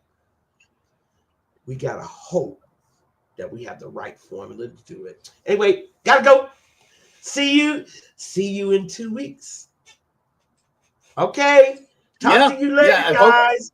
Hopefully, thank you, everybody. We'll talk about some. All right. Bye-bye. All right. Bye, Peggy. Thank you for being here, honey. Okay. That's awesome. And again, when Peggy's on, we are not taking calls. We are not having input. I ain't doing it. Okay. And remember, if you want to see more of Peggy, go to tomorrow. The cage match. Go to the cage match show, right, Savage? The cage match on YouTube. If you can't get enough of Peggy, and who can get it? I can't get enough of Peggy. Go to the cage match tomorrow because she'll be there. I know why, because I saw this. And again, girl dad JJ, we're cookout. We just got a mediocre quarterback that's going to give us a mediocre season. I think I would shoot for mediocrity. I would shoot for media. And by the way, I apologize for folks that have been over there on Instagram and those people, and I didn't get a chance to say all of the people that are there. But I can only, I didn't get the chance to wave yet. I tried to wave at everybody too. If you were on Instagram this entire time, thank you for being here. But when I'm locked in on YouTube, and thank you there, Cage Match Show, which is at 5 p.m. Pacific Standard. The cage match, and I think they put it up there. There it is. The Cage Match Show on YouTube. That's the show. Of course I'm going to. Hey, of course, brother. I'm going to make sure that people go to where Peggy is. Every 2 weeks, hopefully, we'll have things to talk about. Now, I don't know where I'm going to be in 2 weeks because I'm supposed to be. Wait, let me do this. I'm supposed to be in California in a week. I'm supposed to be in California in a week. And see, Savage has got working on stuff tomorrow. Hey, Savage, anytime you want to throw me graphics, seriously, if you're just, because I make them on the fly. I made those graphics on the fly today for Welcome to the Raiders. Not bad for a guy that is not a professional, but they Yes, Dory. Yes, I'm supposed to be in California next week. Supposed to be. How close to the airport are you, Dory? And the thing that is possibly, because Ed and I were talking about this right before the show, my leg is so horrible right now. I can't walk.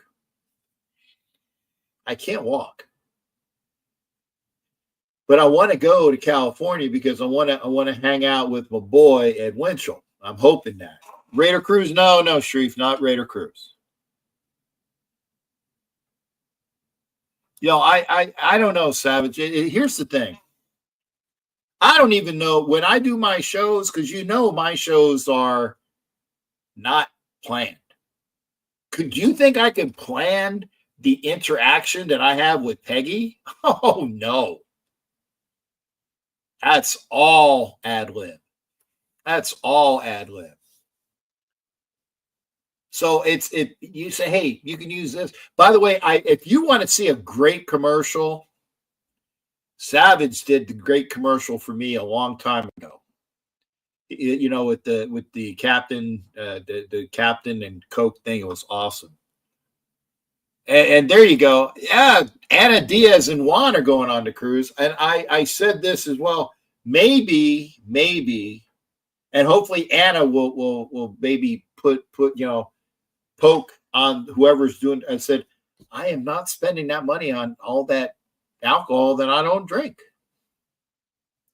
And do a double occupancy. I don't know who my double would be. I'm just going to leave it at that.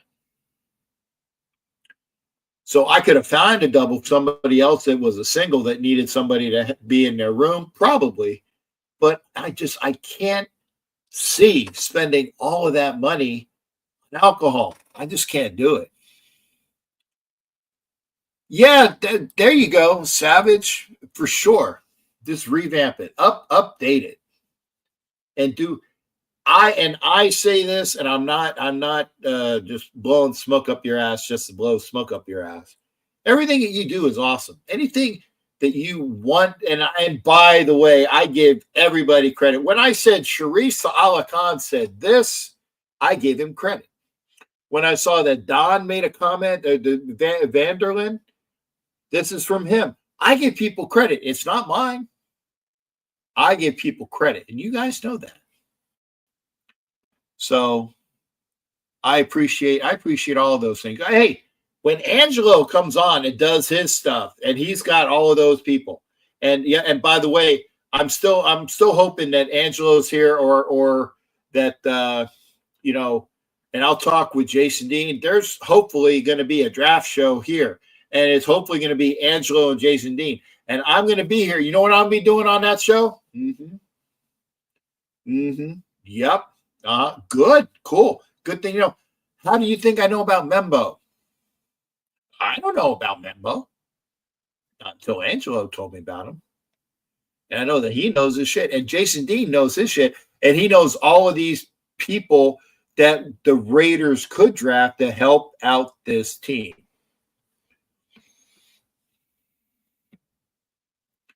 Yeah, I got you. I appreciate that. Yeah, and again, we got a great crew here. All the people that are here. Still on live sheet. That's why you the cat. Thank you there, Chachi. I'm still on live. I'm gonna be signing off in about 15 minutes. I can do this now. And again, I thank Miss Peggy for being here. If you would like to come into the show now, because of anything that we discussed, that would be great. There is the link. For folks that are there on Instagram, I can't put the link up. I would literally have to type it all out. Come over to YouTube. There it is. There's your StreamYard link. And I thank you for that. But we're talking with family here. It's hanging out with the lady that knows her shit. And we have a great rapport. I think we do. We fight like an old married couple. that because I love Peggy. So if you want to come into the show now, because we got about 10 minutes, maybe I get a call. Hit the link. It's going to be a short one. It's probably maybe one, maybe two at most. But the things that we were talking about, like, and Peggy is correct in the fact we got to overpay, but it's a matter of we still have to worry about, do the players not want to come here? Because again, Spillane went to the Patriots. Really? The Patriots? May he have great times in New England, and he got a great contract, but they sucked too. And they have a new coach as well. And they have issues with keeping that stuff, or at least maybe they had Belichick for how many years? 20-something years, or at least 10, 15. Then he went over to Mayo, and 1 year and gone. I don't think you're going to see that with their coach. I think their coach is going to be there for a while. I think Pete Carroll is going to be here for a while. The thing is that we need to have Pete for the 25 season and the 26 season and the 27 season. And he's healthier than I am. So I think health-wise, that's going to work out. But as Peggy said, the environment has to change, where people are here and the continuity is here.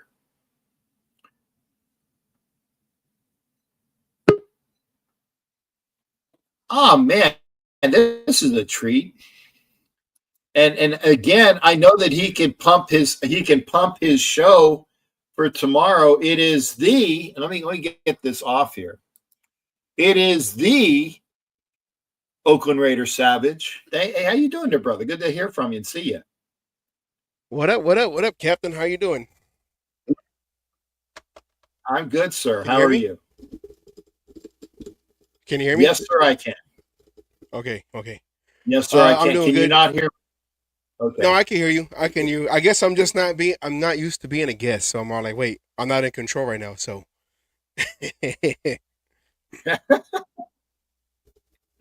I have the buttons, but let's put it this way.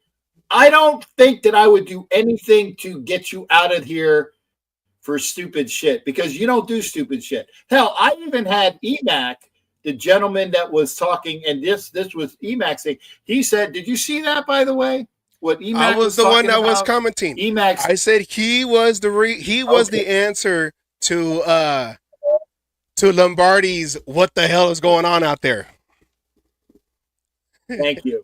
I forgot that. Yes. But I gave him his due, and eventually I had to run him. But I gave him his 5 minutes or so at least, because I don't run people unless the one guy who has the big schlong pick of the naked, the guy that had the 8-inch Johnson, that came in that was the troll.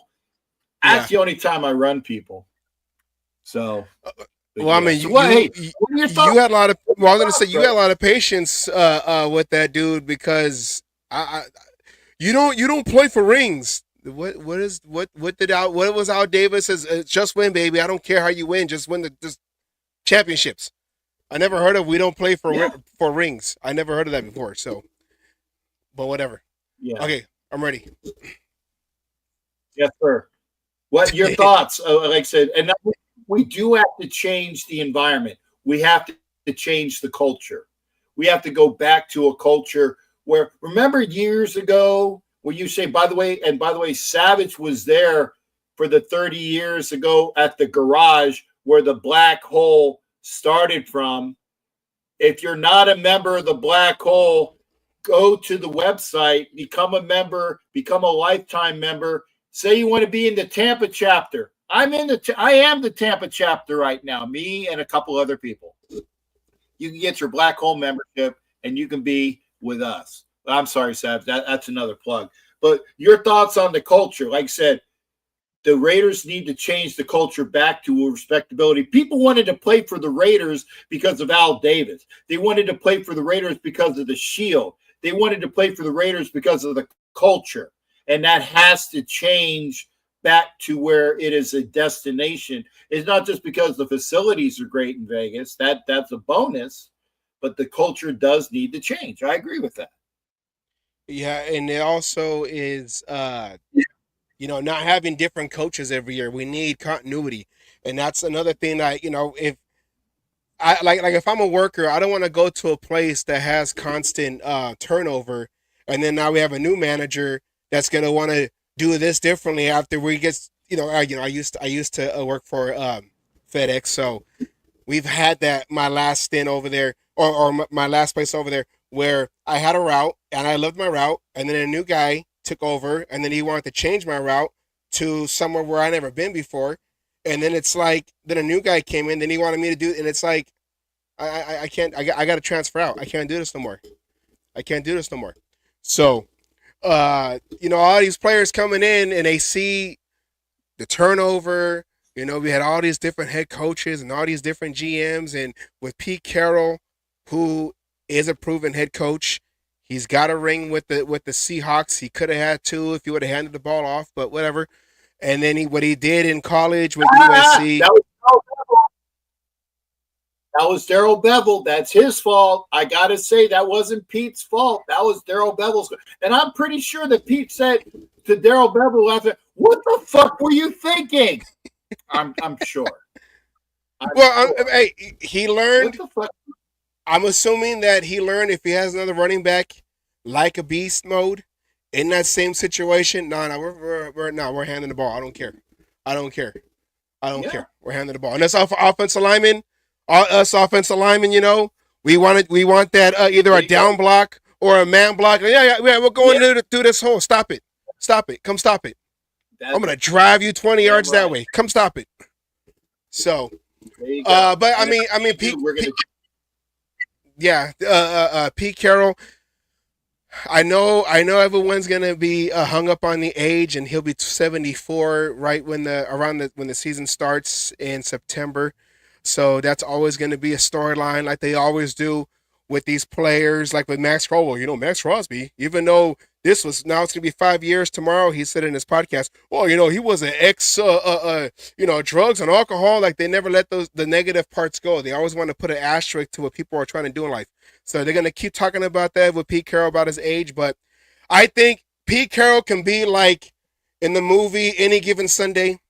He could be like Al Pacino when he had that speech at the end and everyone's all inspired. I feel like he's going to do that on week 1 and do the inch by inch, do the whole Al Pacino thing, and everyone's going to get all fired up. So I feel like Pete Carroll will be that type of coach. I mean, he's already playing basketball with Max Crosby.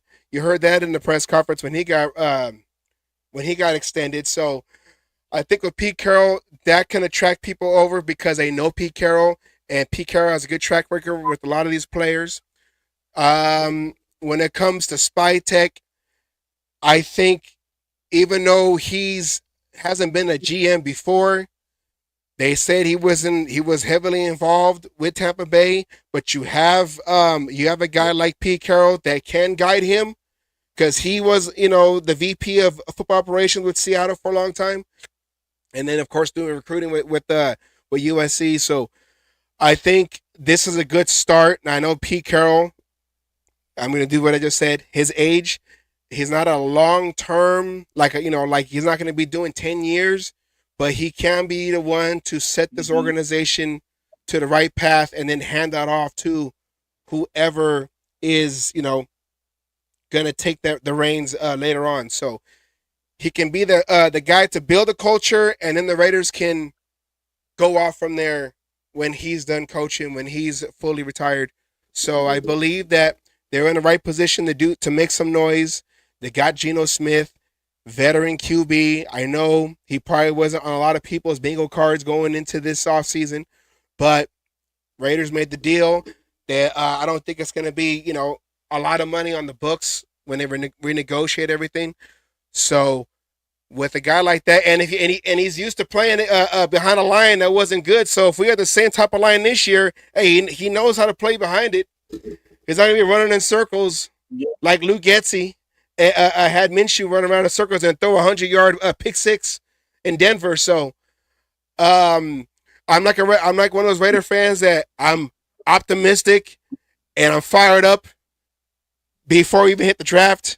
And we're hoping that what we do in the draft and all that, whatever, carries on, goes back to Napa, back to the old roots, doing training camp, and then starting the season with the proven offensive coordinator, which we haven't had in a long time. I don't count McDaniels because I feel like Brady was the offense and McDaniels was just the guy with the title. Wow. So I'm optimistic now. As a Raider fan, as a lot of Raider fans, I'm optimistic now, and I'm hoping that my optimism doesn't turn to disappointment going into week 4 of the season. Even though we were 2-2 this year, you can tell we weren't. The defense was holding us in. The offense wasn't doing nothing. So hopefully that changes with Chip Kelly. Yeah. And great points. We were 2-2, and then we won 2 games the rest of the year. And I did that bet. What was it? And I think it was 6 games that they had in Vegas that said, "Oh, they got that easy," or was it 7? Whatever it was. I said, "Well, that's an easy bet," and that's the only bet that I do when I go to Vegas. I do the one bet for the wins for the year. And then I do the bets like, okay, will the Raiders win the AFC? Well, if they win the NFC West, that would be really tricky. But if they win, the Raiders to win the AFC West and the Raiders to make the playoffs and the Raiders to make this. Those are just funsy bets. My bet is how many wins they have. And I thought that was an easy bet. And Denny Smoking Cigars, good to see you. And Jay Santi over there. I will try to get to your questions. Come over to YouTube so I can see it easier. And I appreciate everybody being on Instagram as well. But I have hope. I had hope, and it's gone up each time. When we got Pete Carroll as our head coach, because remember, we didn't know who the hell we were going to get. And I was like, well, yeah, that Johnson guy, he would be good. And I said, and it's on the books. I said this, look at the tape. I said, he'd be okay, but I want Pete Carroll. I said that. I said, I want Pete Carroll. I remember and we got Pete Carroll. And I was you and Peggy both said, I want Pete Carroll because he's a proven head coach. I'm tired of these offensive offensive coordinators turn into project head coaches to see, if he can succeed or not. The only time that really happened for us was John Gruden first stint, 8-8, and then 12-4, 10-6. That was a lot of injuries that year. That was the snow game year, and then of course what he did to us against in the Super Bowl. But John Gruden has been the only coach that was an offensive coordinator, young guy to come over. But he also had Al Davis. And it's like that meme. It's like that meme where you see the Undertaker behind you. Now I don't know if you've seen that meme. Yeah. So it was John Gruden, and then it was Al Davis was Undertaker. Overlooking him like, what are you doing? What's going on here? So even though Gruden succeeded, Al Davis was also there with his hands on, the team during that time. Being the even though it was Bruce Allen, Al Davis was the final say in everything. So to keep trying to do that again, I'm glad Mark Davis decided to go with somebody who has coaching experience, like a Pete Carroll. I can't remember any other head coach who has success. I know we had Norv Turner as head coach, but he didn't really have success as a head coach, only as offensive coordinator with the Cowboys and I think with the Chargers before he came to the Raiders. But it's always been a new guy coming in trying to prove himself as head coach. So for him to go with Pete Carroll, only 1 year out of coaching, to go with Pete Carroll, I thought that's a good move to start with, and then we'll see how it develops. Pete Carroll wants to win now, most likely why he got a Geno Smith and didn't want to overpay for a Sam Darnold who had really one good year in his seventh year. And I don't know if the quarterbacks in the draft they weren't strong on them to come in and start game one, but now they can do whatever they want with that sixth pick, and maybe do still get a quarterback, but he don't have to be the guy. Don't do pick six because that's bad luck. It's the sixth pick. I'm hoping that sixth pick won't give us a lot of pick sixes. And yes, and I am of a mind. I am of a mind. Pick six, or the sixth pick in the draft, needs to be a guy that we plug in and does immediate good things. Either the offensive guy, Membo on the line, and don't poo-poo that he's if he's that good and he's that what is needed. Remember, Robert Gallery was what, number 2? I know he was a first round. 4 at the he was, I think at the lowest, he was 4. Okay, of the pick. I thought he was 2. Okay, and he wasn't the tackle we needed, but he was a decent guard. Okay. Yeah, he was too small for left those tackle. Are the guys you have. Right. Well, he had Tyrannosaurus Rex arms. He couldn't go like this. He could go like this, but he could only do this. Okay, and you get what I'm doing. The aren't here, but he was still a worthwhile first round pick. Alex Leatherwood was not. Sorry. And that, hindsight, he was not. By the way, even Jeremy Tunsil, who dropped, he just got traded because he is a offensive lineman of rapport that people want of his ability. That's why I said, go out and get Mekhi Becton. Throw that money at him. Okay? Throw that money at him. Okay? And I see that Jeff says trade out from 6, but you got to have somebody that wants 6. You got to have somebody that wants Genty at that point, because I think Genty will be on the board. If it's the Cowboys that want Genty, they have a hard on for Genty. Okay, I can see that. Trade back and get from 6 to 12. I can see that, but make sure you're stockpiling. You're getting all of those picks that you want. Okay, and I can see that. And again, I was with you, Jeff. I knew who you were talking about. Dallas is number 12. But I still would take, I still would take Membo. I would take, and if Graham is on the board and I'm in Green Bay, I will be like Forrest Gump, and when he started to run with his, with his legs, with the brace legs. I will break my cane. I will run. If I'm in my scooter, I will hot tail that scooter through the crowd, and I'll have my cane in the scooter, and I'll beat people to get open so I can jump onto the stage. And that'd be fun for me because that's a high stage, by the way. I will say, help me, lift me up. I will break past security, and I will take the cane, and I'll hit security and say, and with the 6th pick, the Raiders take Membo. The Raiders take Graham, the big fucking kid from the University of Michigan, defensive tackle. That'll be me. And then they'll put me in jail. But hopefully somebody will pay my debt. I do that. No, I'm pretty sure if we all saw that live, hey, GoFundMe for Captain, free Captain. So yeah, we'll get that going. If that happens and you do that, you got a V8 motor on that scooter and you shoot past up there and you do that and they put you in.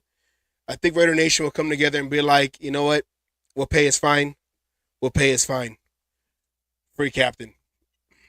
Yeah.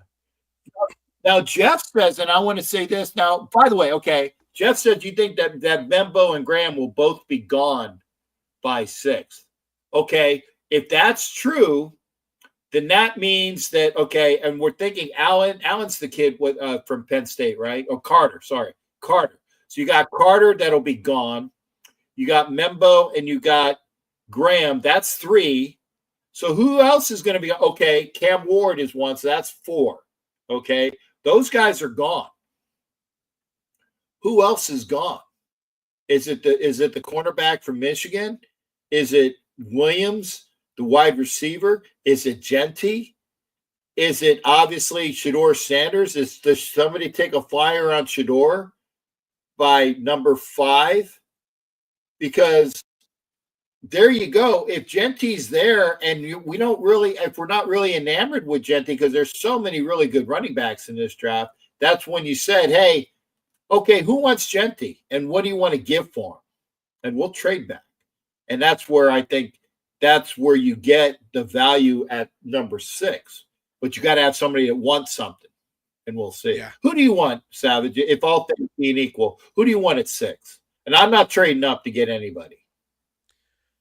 I'm letting it come to me. Who do you want? I still got to do some studying when it comes to the draft, which will happen after this show that we do tomorrow. Okay. But I don't. I'm just not a fan of a quarterback at 6, and maybe because maybe because I had PTSD when it came in 2000 was it 2008? 2007 when we drafted Jamarcus Russell. Maybe I had PTSD with that. I don't know, but Jabustis Russell. I just, maybe I think I just have a PTSD with that because I remember we could have had Megatron right after, or that was 1 and 2. It was Al Davis and Yeah. Matt Millen who were picking 1 and 2. Even Matt Millen tried to tell Al Davis, "Don't get him, don't get Jamarcus," because when we interviewed him, he wasn't all that impressive, and Al Davis thought it was a ploy and picked him anyways, and we know what happened after that. So, I guess I don't know. I'm an offensive lineman, and I know an offensive lineman is not a sexy pick. Plus, we haven't really had a success the last couple of times. We drafted a offensive lineman in the first round, like you said, Leatherwood, and even going all the way back to Gallery, who was supposed to be the left tackle, and they moved him over to guard because he wasn't that good at tackle. Then all of a sudden, oh, okay, I'm going to play guard. Let me change my number to Wisniewski's number, and then he went to Seattle, and then he retired. So, I gotta still see, and I don't want to be like, oh, I don't want to just say random stuff just to sound smart. I'm gonna be like, I don't know yet because I got to do my studying. When it comes to everybody available, if we can get a guy like Bowers, because I didn't know who Bowers was until we picked him, and then I'm all like, oh, okay, Raiders did a Raider move. They got another tight end after they drafted Mayer the previous year. I wasn't critical. I'm just like, oh, okay. I knew everybody wanted a quarterback, and they went way off the grid and got a tight end. He happened to be a generational player, broke a couple records, even a 63-year record. But I don't know yet. I can't answer that question yet because I still got to do some studying on that when we transition over to now focusing on the players in the draft and what the Raiders will do and can do leading up to the end of April when all the drama happens watching the draft, which we will also have a big show for that too on the cage match. So I'm trying to put all that together, and I'm trying to draft my own people also to go on and give their input. And we're gonna be covering that live. I'm gonna find ways to get around the YouTube, like I always do. Try to find ways to get around the YouTube copyright infringement rules. So I'm gonna get around it like the Raider way. I'm gonna get around the rules. So that's what I'm trying to do right now with that building that game plan. And then me and Asylum will be talking about the draft leading up to that draft, the first round of the draft at the end of April. So I will have more answers as we get closer to the draft when I can shift focus over. Because every year it can never just be end of the season. Okay, now let's just talk about next season. It's always end of the season. Who we going to have as head coach? Who we going to have as GM? Who's going to stay? Who's going to be our quarterback? And then now while we're trying to figure that out, now we got to shift gears real quick. Who are we going to get at free agent? Now we're going to shift gears real quick. Who we going to get at the draft? So it's just a constant. We got to keep trying to figure out who's going to do what, every offseason until the season starts. So I know it's a lot of rambling. I'm sorry. But yeah, when we get close to that, I'll have more answers. But okay. There you go. And I'm with you. I only know 10 people. Okay. I only know 10 people. Plus I'll throw in Jackson Dart. Maybe not less than 10. I know the guys that should, because you got Travis Hunter, who's going to be somewhere decent. You got the two quarterbacks in Sanders and Cam Ward. You got Carter, you got Membo, and you got Graham. There's 6. And you got Jackson Dart is 7. Did I say Hunter? Did I count him yet? Okay, those are it. Those are the guys I know. Oh, McMillan. There's another guy. And whoever the cornerback is from Michigan, there's another guy. So I know 9 guys. I also know Scattaboo, but I know Scattaboo is not a top 10 pick. He's a good pick, but he's not a top 10 pick. Okay. So that's what I'm saying. Hey, Alec, come on. Good to see you, brother. Come on over to YouTube. I'm doing a 3-hour show tonight, it looks like. Well, yeah. So we'll see what I just won't be able to pass again. We'll see what the Raiders. We'll see what the Raiders do. I don't want to. the Raiders have always we'll just say it's the last decade or so. It's always been the Raiders should do this, the Raiders should do that, smart move this, smart move that, and then they go totally left field, and you're like, oh, okay, the Raiders decided to do Yeah. that, so I guess whatever. So I guess we'll see. And then you have a meme like Mark where it's like, huh? They fucking did what? You know, Mark had the face. I was at that draft. I was like 2 people over from Mark in Nashville when that happened, and I was like, I'm glad that wasn't the meme. I'm glad it wasn't the meme. I could have been. Kelly Mark, shouts out to the compa Kelly Mark. Yeah, I know. Yeah, I remember. And then he became a meme. He became a T-shirt, and he loves it. So so I want to try to get him on the show too. I tried to get him on the show last year, but he was having issues because he lives in an area that don't really have a lot of internet reception. So someone goes, "I'll try to log in, but it's not working." And I wanted to have him on the show, so maybe I could try to get him on the show leading up to this draft, like we did last year, and interview him and talk about that draft. And that was the Cleveland Farrell draft, and just talk about I guess who he wants and what faces he'll make if it's a good pick. So we'll see. I got to get back to putting all these graphics together. So you see, this is what we do here. We try to be our own ESPN on the Cage Match show. We're trying to get on the ESPN Ocho at least, since since Around the Horn is about to get canceled. We're trying to take the spot. Yeah, right. So I got to get back to putting everything together. But I did want to come on the show, Captain, because I know you always jump on to ours when you get a chance, like when you jumped on when you was out in Kansas City and you jumped on with your big Raider jacket in enemy territory, just chilling. Was on that for the show for an hour when we hired Pete Carroll. So I wanted to jump in real quick and show some love to your show since you always supported us. So I just wanted to come in real quick. I do got to finish some more graphics. But yeah.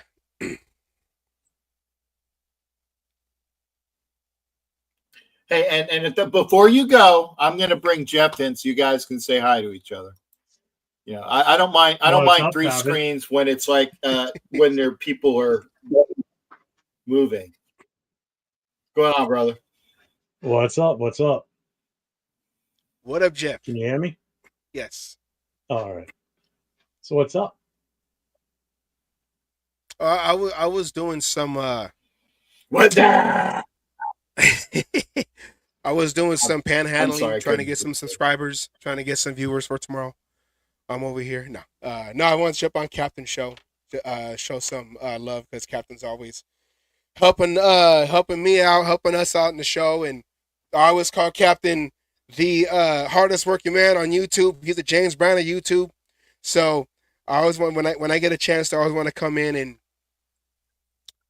just make some noise. Just make some noise on the show. So I was you were on for a little bit this afternoon. I was definitely pushing your show again too, and I'm going to be on during the day tomorrow too. So I will mention it again because Asylum was in the chat too for a while today after you left. Yeah, he was in there too. So I'll definitely get you guys mentioned again tomorrow because it's a perfect segue. Talk about you guys, and I know you got Miss Peggy on tomorrow night too, correct? Yes. Yeah, so you got Peggy on with you, and then I'll direct as many people to your show because as soon as you guys are done, our show starts on Wednesday night, so it's like perfect timing. Yeah, that's why I like watching your show on Wednesdays, especially now, because it just goes from one to the next. It's a good Wednesday nights are good. They're really good. So I don't think we got anybody set up tomorrow night though, but yeah, I'll definitely be watching yours as usual. Yeah, and hopefully I don't fall asleep. I would be remiss. I would be remiss if I didn't say that Wild Wild West is on tomorrow.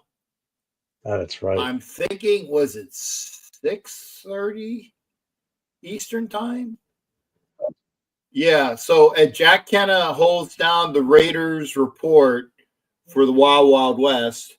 I mean, I'll come in if allowed. I mean, at least I think I'm allowed back into the show because I made my mea culpas for the shit that was there. Raiders for Life, good to see you over there on Instagram. I can come back, and so I did, but Wild Wild West, then the cage match, then Jeff's show, and only because the NFL Nation Live show is in hiatus. NFL Nation Live is in hiatus, so that is Wednesday. So Wednesdays are. I got my fucking eye is killing me. Sorry.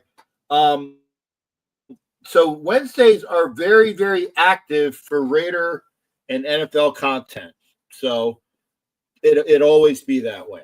And I don't do shows on Tuesday unless I'm doing one with Peggy or an occasional what the fuck show because it came out of the blue. So thank you for being here. And again, Savage, salute to you, sir. Appreciate you being there. And like I said, anything you want to throw at me, I'm not going to say no to. I'm not putting you to work. I'm just saying if you're bored. If you're bored, I would not say no to anything you got going on because I don't have the time. Or the wherewithal. I don't. I'm trying to build my resume, when it comes to making graphics or making videos or making intros or making whatever, like trying to build my resume because I don't want to be a driver no more. I just want to make videos, man. I'm not TikTok videos, not like that. I don't dance like that, whatever, but just videos that people like, funny videos. If you watch our show, you see we come up with some random stuff. We got the aluminum foil hat. Like, I just want to put just things because, everyone's always want to argue with everybody and no one can have a difference of opinion. So we like to make fun of, not to say make fun of, because we do have a lot of information, a lot of accurate information because everything that is on the graphic has been off of ESPN websites and Spot Track websites and Pro Football and whatever. So everything that we do, but it's at the same time, it's like none of us know anything unless we're inside the building.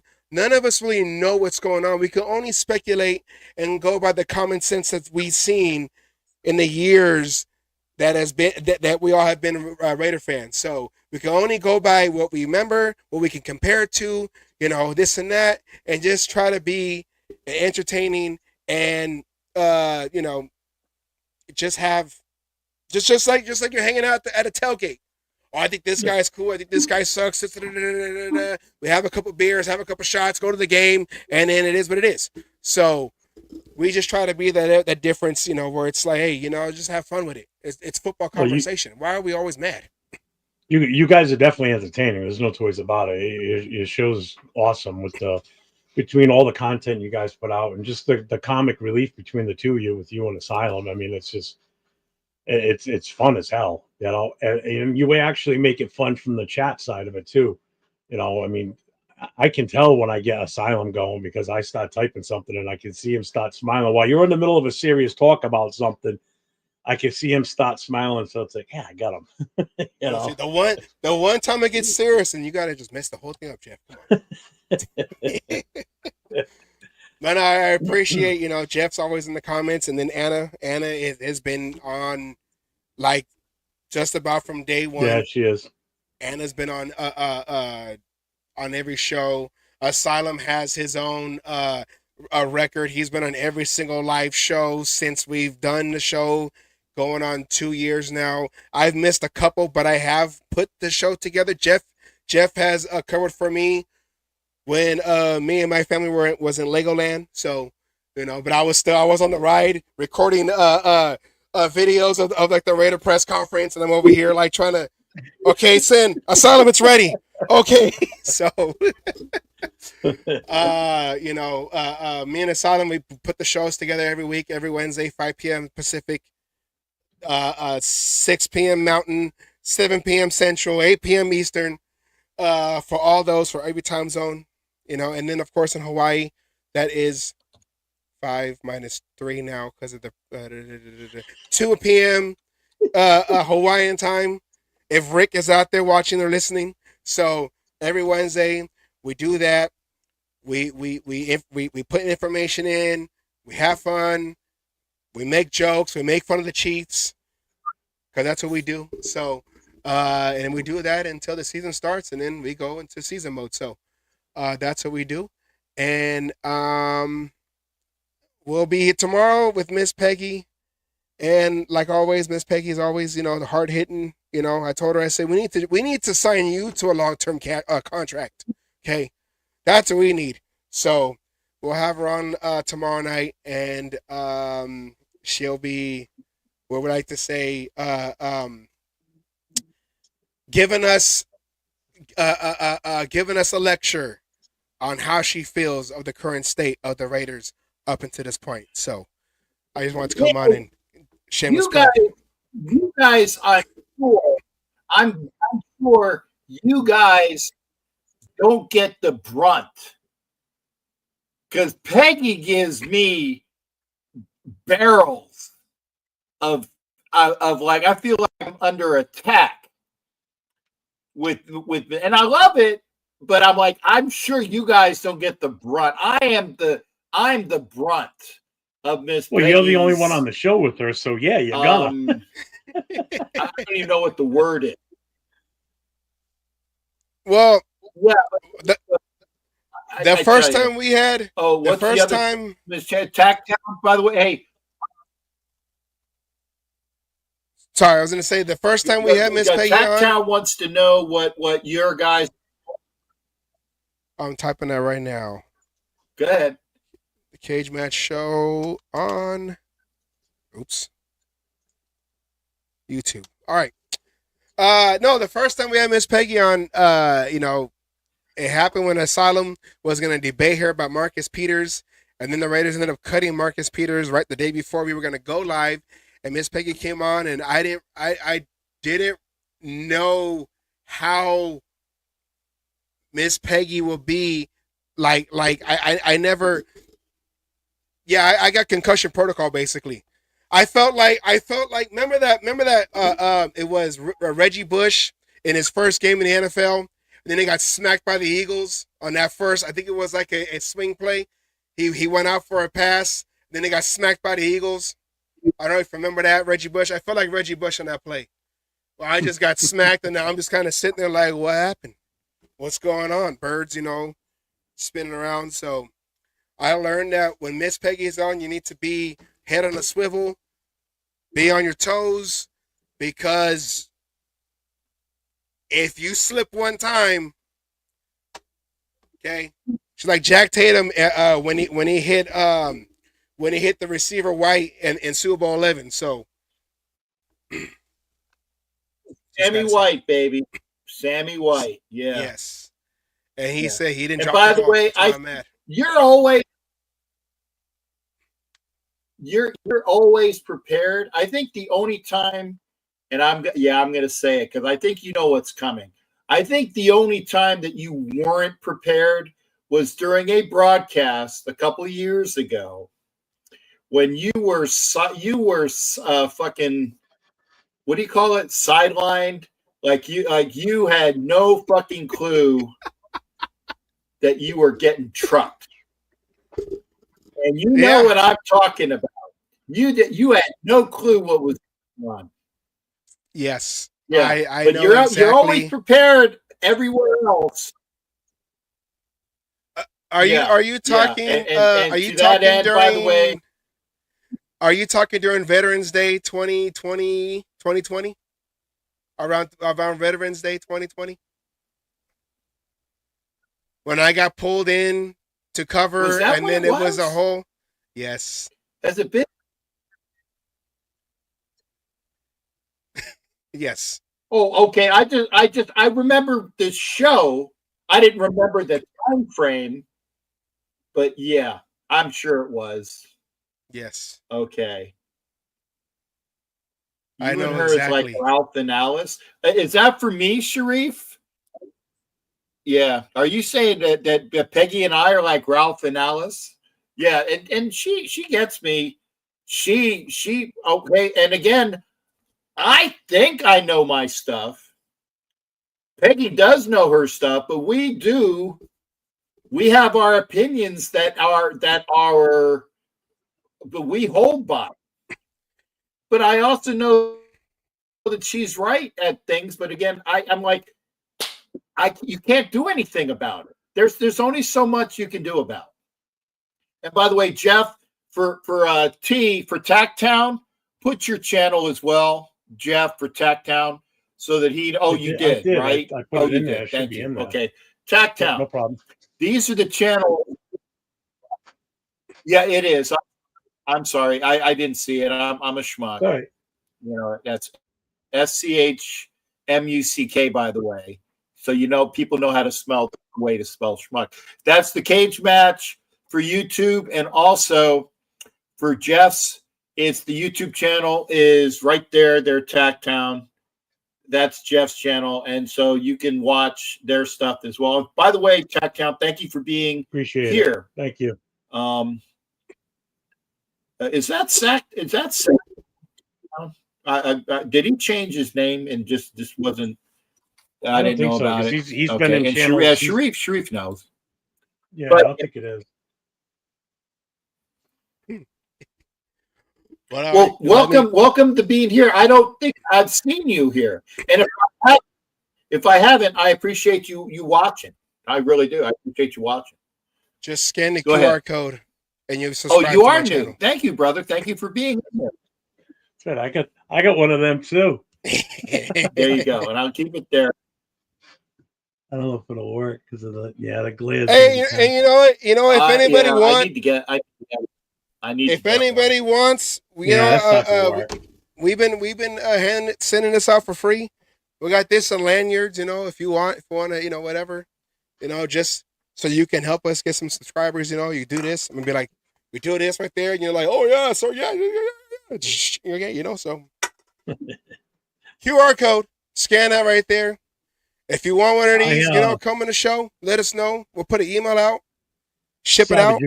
Have you ever used that link tree to link them all together on one QR code? Like all your social media? I've clicked on a few. I wouldn't say why I clicked on a few, but yeah, I know what that is. Because that's what I have. That's what that QR. As soon as you say link tree, I know exactly who uses link tree, and I don't have the tits and ass for it.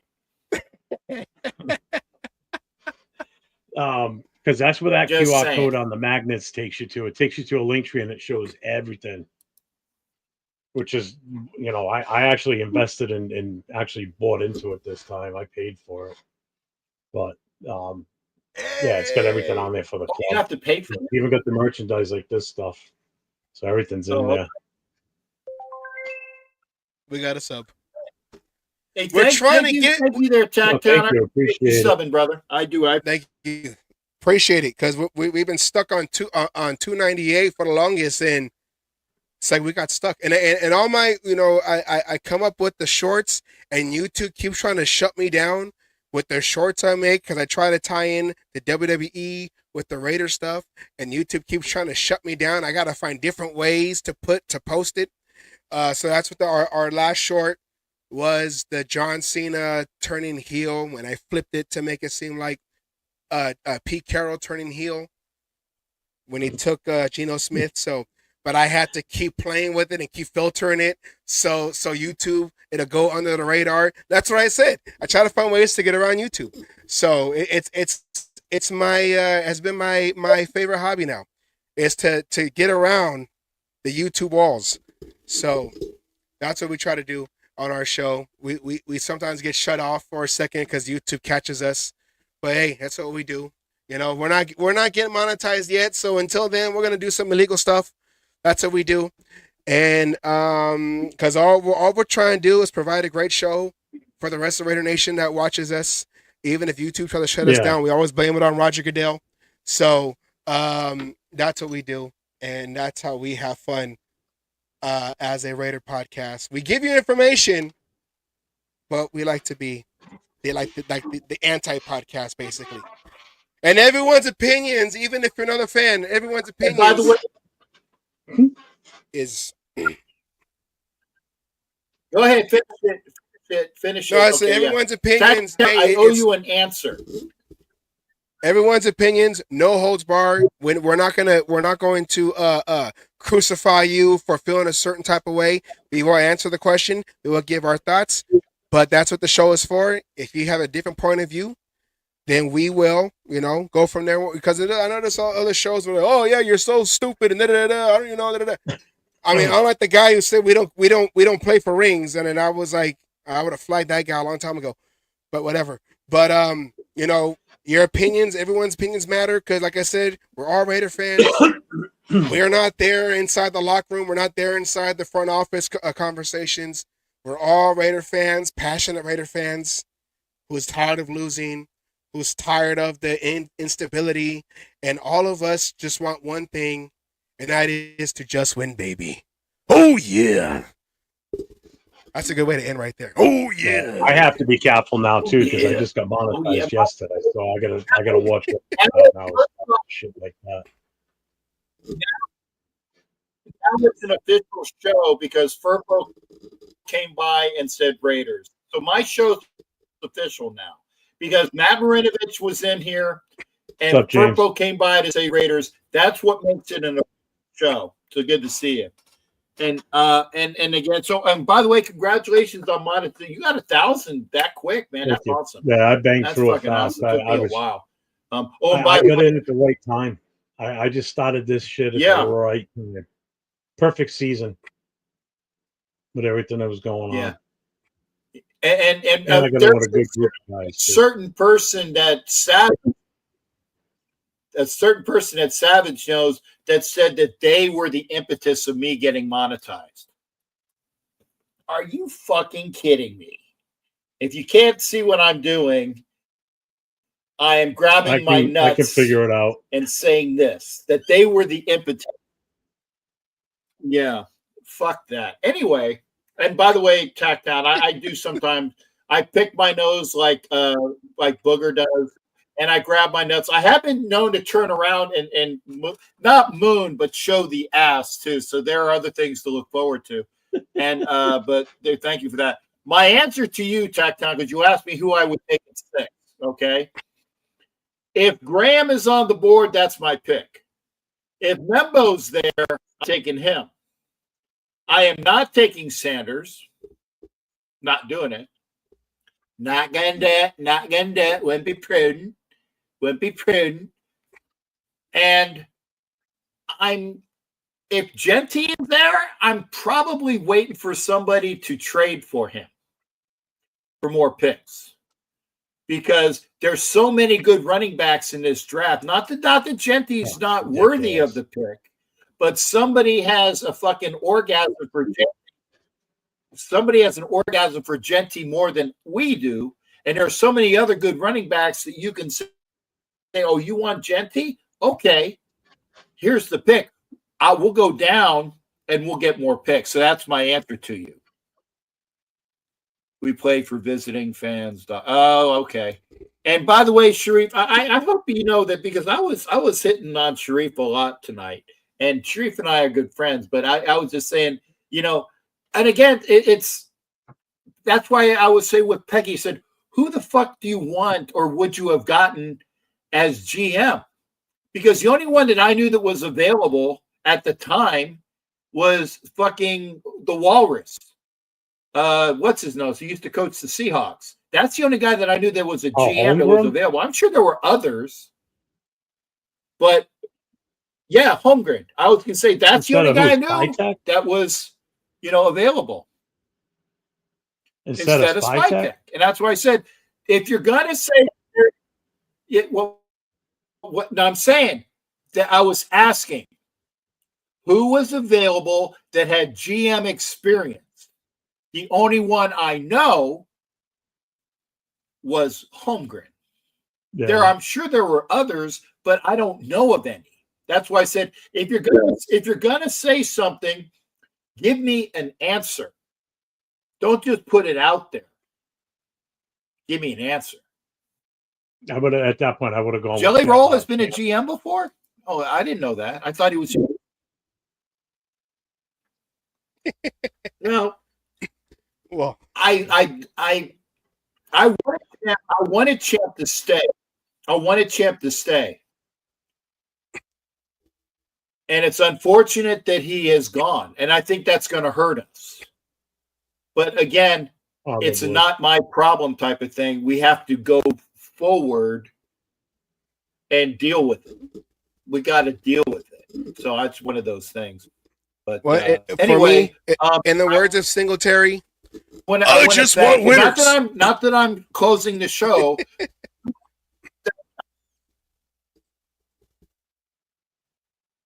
Captain Froze. Yeah. Yeah, he did. Oh, it was yeah. I want winners. One more time. Okay, thank you. That came through, and I thank you for that, there, Savage. That's what I want. Yeah, like Singletary said, I want winners. Thank you, and again, okay. And that's all I got. You do that rather well, just like. Thanks, brother, and anytime. And I hope. I don't know what I'm doing tomorrow, but I'll try to stop by if I can.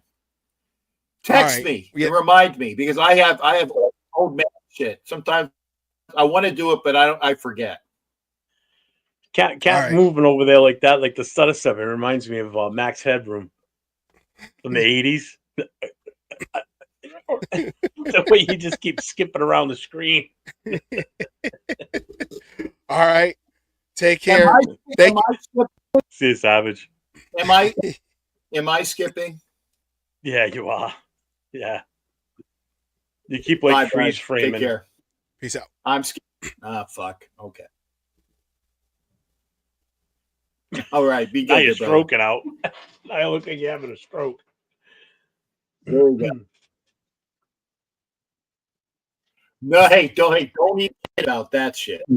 Because remember, I was talking about my leg being in a. Oh, actually, I got to put my thing back on. I have a heating pad around my ankle or my calf, I should say. It's not around my ankle. Yeah. Because the walking has gotten so bad recently, and it's at that point, and I'm hoping it's not a DVT. Oh, yeah. So I got to get sometime soon. Yeah. So I'm hoping to get sometime soon. So, but I will do it as soon as I can. But if I'm moving like this, what, like that, I apologize. Is it swollen like a demon? No, it's not swollen. It's just no, it's not swollen. It's a constant pain that won't go away. And I don't know. I put it. I'll even show this because I've had it on for a while. I put on a lidocaine patch, which I just took off earlier to try to help it. Didn't even phase it. I put the heating pad on. Didn't even phase it. So there's something going on. If you press on the skin, I don't know what it is. Cap, if you press on your skin with your thumb, does it leave an indent? Let me see. Hang on. I will tell you. No. Like, in other words, does it take a while for the indent to go away? Oh, okay, hang on. No, it bounces right back. Does it? All right. Because if it stayed an indent for a while and takes a little while for it to kind of go back to normal, then that's definitely edema, which is fluid buildup. Yeah. Because I had that for years with my legs. And I was, because I was pushing like 500 pounds. I'm down to about 312 now. So,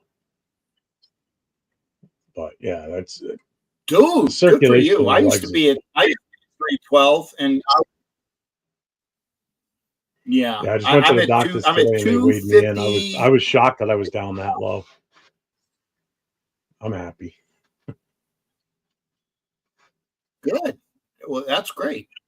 Yeah. and I'm happy for you. Now, thank you. Jeff, being here from the New England Blue, what was your take that you wanted to tell us? Hell, I might be doing a 4-hour show tonight. Depends. Maybe 3.5 if we're still here. My phone actually fucking timed out on me, so that's at 0. So I got to go get that plugged back in. And yeah, so my phone's done. I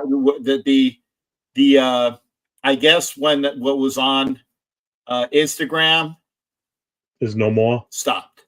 So hopefully it'll go in as a I don't know if it'll go back in as a short, as a thing. I'm hoping because hopefully people will watch it. But yeah, it was not on the thing. Thanks, Tackdown. Yeah, we got, and by the way, and thank you for being here. One thing. Is Instagram still showing me on? No, I just looked. It's not. Okay.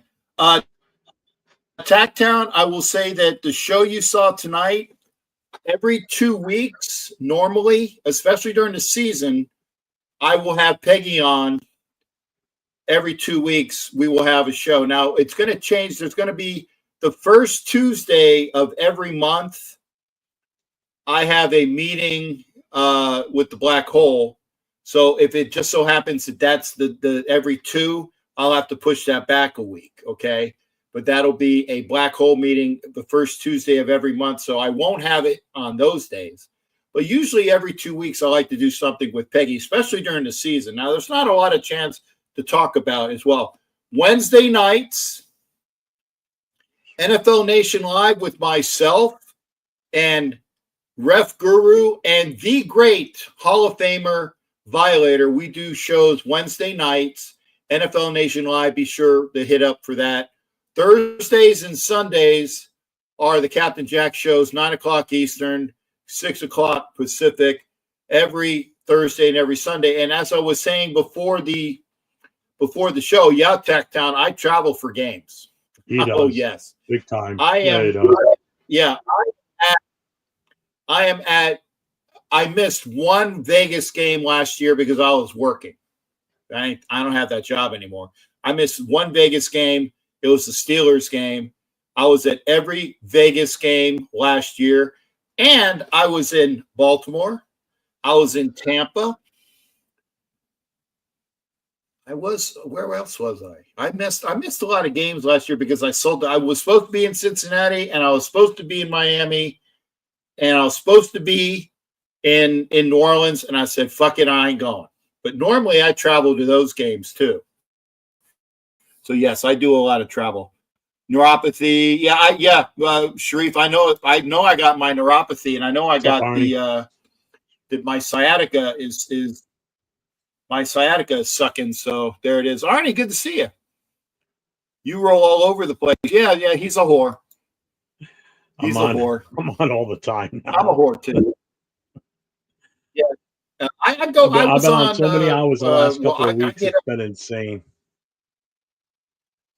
But hey, that's why you got your monetization. Well, yeah, as of yesterday, yeah. So I mean, like the today's show, the amount of people that I've never seen before come on the channel, and the chat was ridiculous. It was insane. I was on. I don't know if you've seen him. The kid, that guy, Chris Foratis. I started a show with him on Saturday nights. Now, him and I have been doing stuff together during the day, during the week, because he doesn't work anymore, and I'm out of work because of medical. So both of us can just pick up during the day and hop on, and that's what we've been doing the last few weeks. But we were on all day yesterday for the combine. Today we got on a little bit later because I had a doctor's appointment, so I didn't get home. So we didn't go on until 4 o'clock, but we stayed on till 8. We'll be on tomorrow from 12 o'clock. Good night, Anna. Tomorrow. Here, honey. See you, Anna. So I mean, we're pushing out because I'm trying to help him get his channel up too. So I'm getting him involved as much as possible. Yeah, but we started a Saturday night show. it's all we talk about on Saturday nights is old school Raider stuff. We're not really talking about the current situation with the team. You know, it's two older guys that are, OG fans of the team from the 70s, talking about our experience growing up as Raider fans. He's a few years older than me. He's 60, so that's the premise of that show. And I got one other person that's supposed to be on it with us. Oh, so he's my age. Okay. Yeah. Hey, Emac, we were talking about you when you were gone. And I should be in Houston this year because I believe that is going to be okay. And I will say this: if you are a Raider fan, and you probably are if you're watching, Emac, you're excused because you're a Seahawks fan. If you are a Raider fan, you need to be for the season opener. You got to be there because that is going to be a dynamic blowout. The Black Hole has a lot of things planned for the season opener. And they got things planned for other games. If you are going to a game this year, go see my boy. Oh, wrong one. Go see my boy, Jeff, in New England. I plan on being there. Obviously, things can change but I am planning to go to New England. I'm planning to go to Houston. I am planning to go to DC, and I'm planning to go to Philadelphia. Those are the games that I'm planning on going to. That's 4 of the 8. Yeah, that's pretty good. So that's half of them. And I'm going to be in Vegas. I'm planning to go to Vegas every game. Even if I sell my tickets, I will be there. Anyway, I'll find a way to get in. I mean, I'll buy a cheap seat and go in. My tickets might go for hopefully some good money, but I'll be there. Matt doesn't draft the one. Yeah, I tell who do we draft? Spytek doesn't draft the quarterback, running back, wide receiver, first round. Who do we draft? I tell you, Arnie, I told you. See, you have my pick in Johnson and Graham. Johnson? Who's Johnson? Will Johnson, the cornerback from Michigan. Cornerback from Michigan. Yeah. Okay, that could be a guy. I want Graham. That's my guy. I want Membo. And that is not a sexy pick, but I'm telling you, I think that's the guy. Membo is like this year's Fuaga. People are going to want him because of his versatility and what he can put in there. Emax says we're going to go after Travis Hunter. God, I hope not. I like Travis Hunter but I just think he is overrated. I think that he'll be a decent. Yeah, I think he'll be a decent cornerback. He'll be an okay guy. Oh, I want Membo. Emac, that is your opinion. No, he's not. Idiot Travis Hunter. That is your opinion. Just like you have an opinion that Chip Kelly is not a good offensive coordinator. Just like that's your opinion. It's not fact. Any words that come out of your mouth are not facts. They are opinion unless you can quantify that. Melbourne, I don't know. Oh, okay. He's meaning Membo. There you go. And I said that before. Yeah. Again, that's an easy fix. Sorry. Go ahead. There's such a stutter step between when you talk. That's why. Yeah. I was Sharif. The season opener is, but if you can go out there, this is the year starting this year to go out there. is going to be a big, just like Oakland used to be. The season opener in Oakland, that was the game you wanted to go to. I know the prices are different. I get it.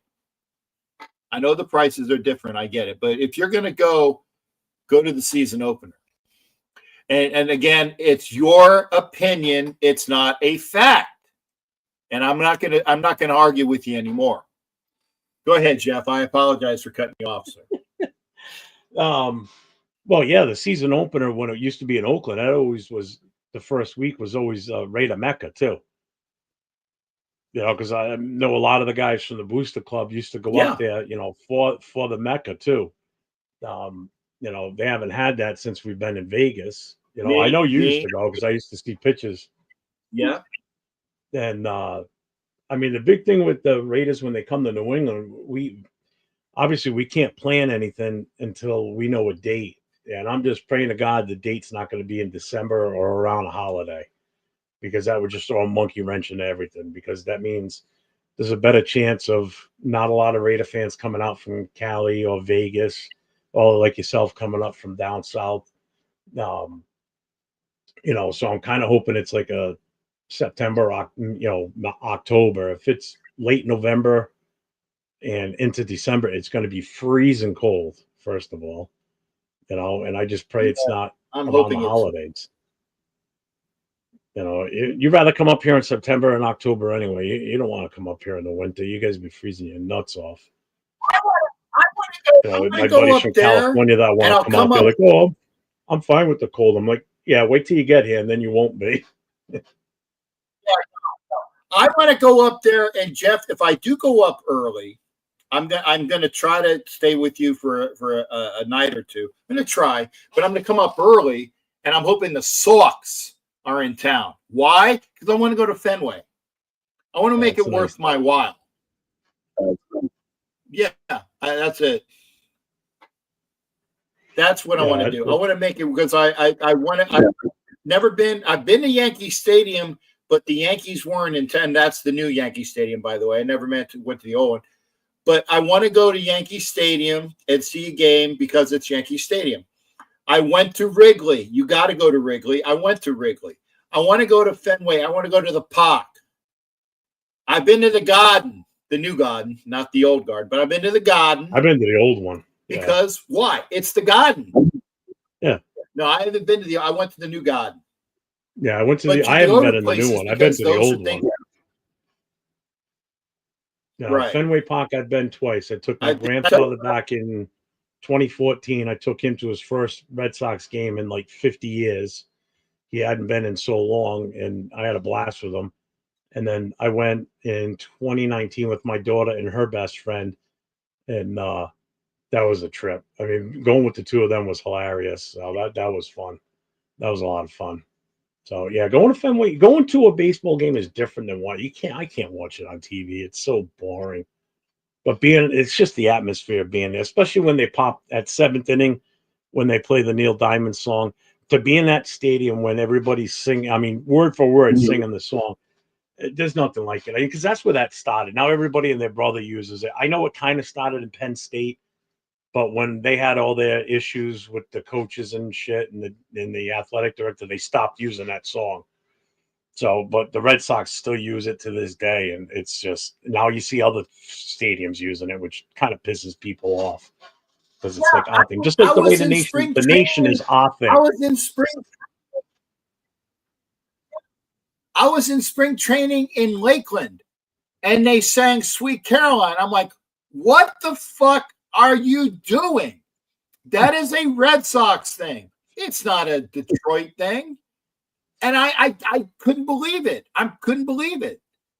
I don't know. The one thing you will find when you come up here, though, you will hear people talk about Red Sox Nation because they call it Red Sox Nation up here. And that drives us nuts over here as Raider fans in New England when they start using that shit. I'm like, there's no Red Sox Nation. Everybody and their brothers using Nation now. Jeff, they do have the brick outside Fenway, though. Yeah. They do have the brick outside Fenway from, I think it's 1918. It says Red Sox Nation. And that's the only credence Yeah. I And didn't I know said that. I said the only people that can attest to having a nation and make it that it's valid is Red Sox, because there's a brick outside Fenway. Look it up. Look it I up, didn't know because that. I know I did it before. Yeah. Red Sox Nation, like I think it was 1918, something like that. So yes, Red Sox fans can say Red Sox Nation because of that brick. I remember reading about it. Just All like right, I then was I'll give him trying to some tell slack. I Peggy didn't know that. about the guy that came in, and I didn't remember his name, and I even quoted Mitchell Renz. I don't quote any YouTuber, but he did have the guy on. That was the impetus for Brady bringing in a shit canning Fiasco, and I'll do another Sharif Allah Khan Tom Fiasco, okay? But because that's his, and I give credit where credit is due. Tom Fiasco as Sharif Allah Khan. So Yankees play YMCA. Okay, No, I they can can see have that. it. At least there's They something. can have it. Yeah. Okay, EMAC, I'll tell you why. Why are the Raiders called Raider Nation and nobody can say that? Because in and around 1968, Al Davis, in an interview, stated the greatness or yada, yada, yada of Raider Nation. Al Davis stated Raider Nation. First, 68. So all these people that call themselves nation, it was because the nation concept swept the world, the country, and everybody has a fucking nation. Fuck you. Other than when I sided with Jeff with the brick, Red Sox Nation, outside of Fenway, nobody can give credence to that. Laker Mike says there's only one. Laker Mike, I understand that. I understand that. But if you have a brick, Mike, that's dated 1918, 50 years before Al Davis said it, you got to say they have credence because it's in a brick dated. Unless somebody had the brick 1918. engraved in like 1975 and put it there to make it look like it.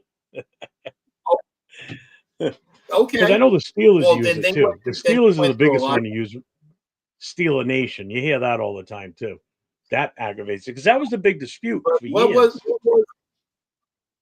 Right? But what was the Steelers fandom called in the 70s?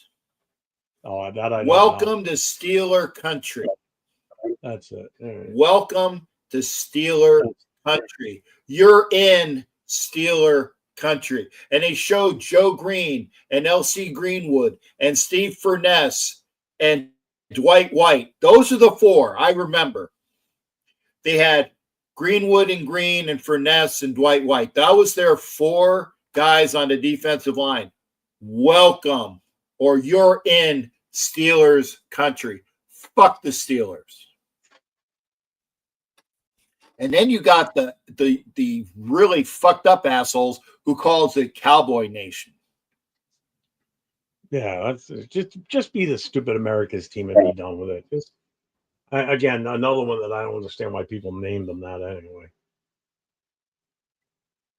Whatever. And you know, originally they came up to that John. It was the Sables went up to the Steelers and said, "We want to make you America's team," and the Roonies, no, we don't want that. We are the Steelers from Pittsburgh, yada, yada, yada. Don't want no part of that. And their second choice was Dallas. And that's why America's team became the Cowboys because the Steelers didn't want that. And that is true too. Look that up as well. That's why you have me here. I know I would kind of get that with the Steelers unique not wanting to do it because they would lose that hometown type feel. You know what I mean? Like that working class team, fans, and like they were a working class team. They were a blue collar team.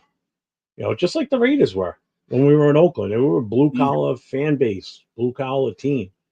We weren't like the LA Rams, who was the glitz and glamour, and because when we were in LA, we weren't glitz and glamour. We were still like the thugs on the block, plain and simple.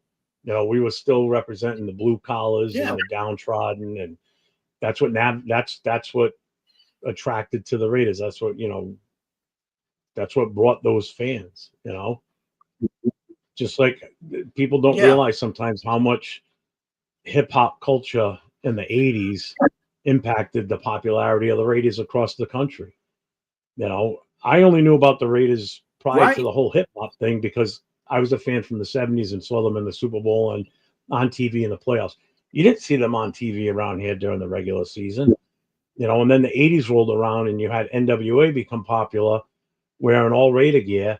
And then all of a sudden their albums and their cassettes start getting pumped around the East Coast, and MTV starts playing videos that they could, and everybody around here saw the LA, the Raider gear, and it just blew up from there. That's why the Raider fan base is just everywhere. It has so much to do with hip hop, and people don't realize it.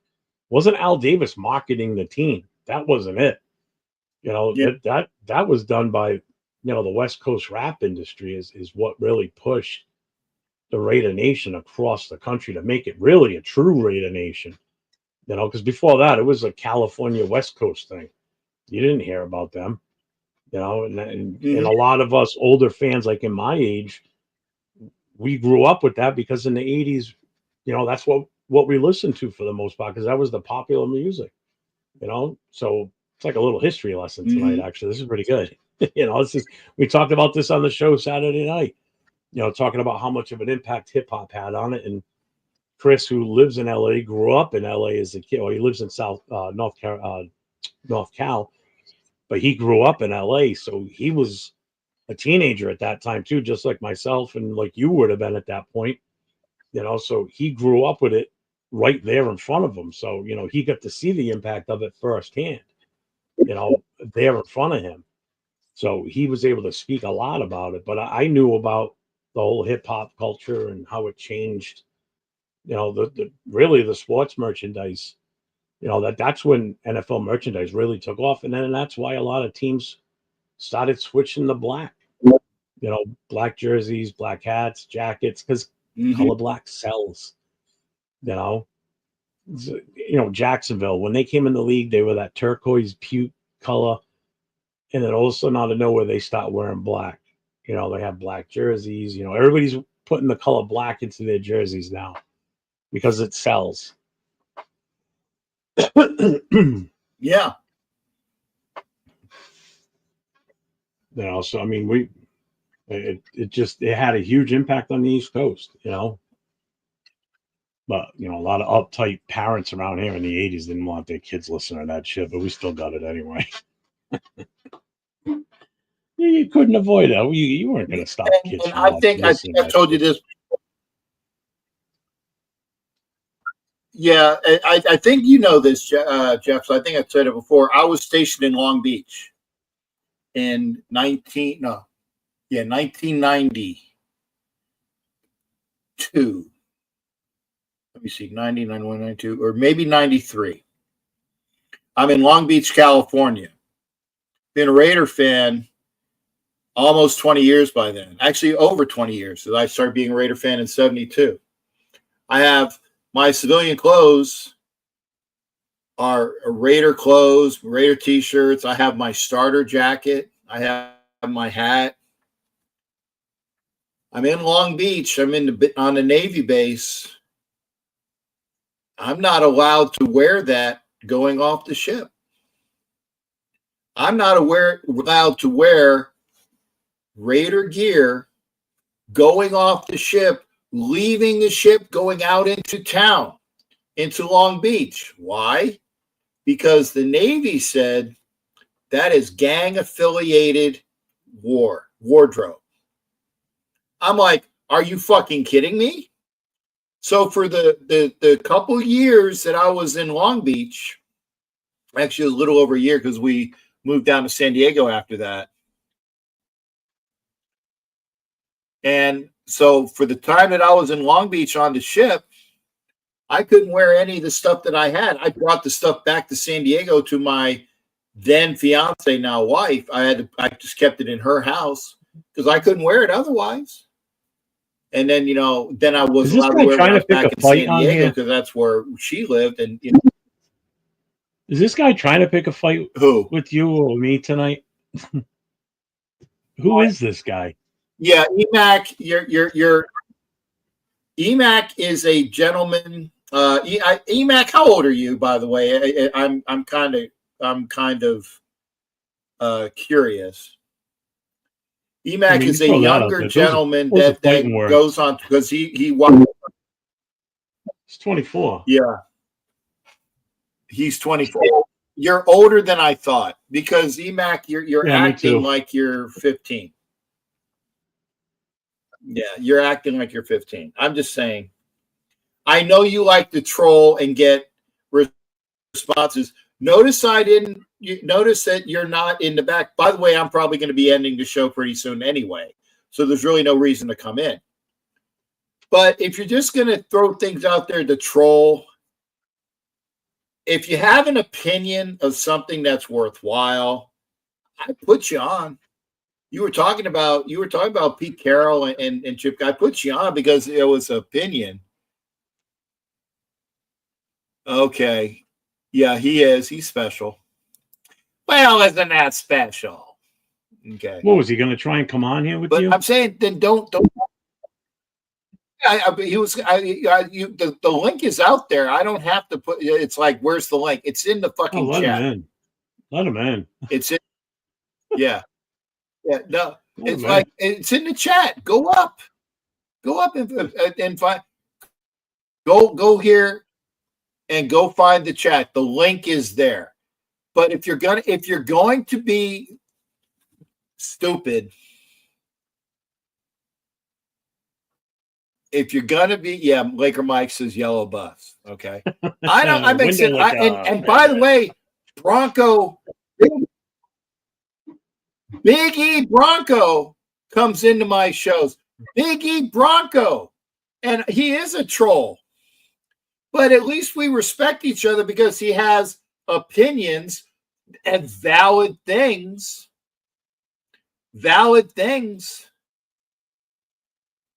And I let you in, EMAC. So yeah, I'm still live, Anthony. I'm on 3 hours and 12 minutes. So this is a long show because I stayed here. I do gotta get up in the morning though. I have like several.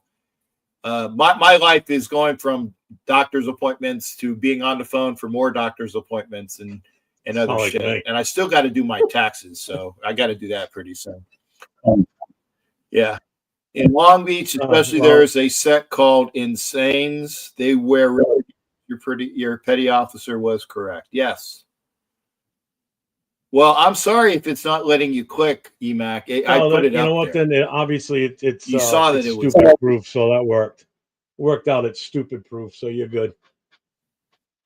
You can't figure it out. No. It's even better. But Jeff, yeah, I'm gonna wrap it up pretty soon. Was there anything that you wanted to bring in? And by the way, Sharif, thank you for being here as well. For all the people that are here, thank you.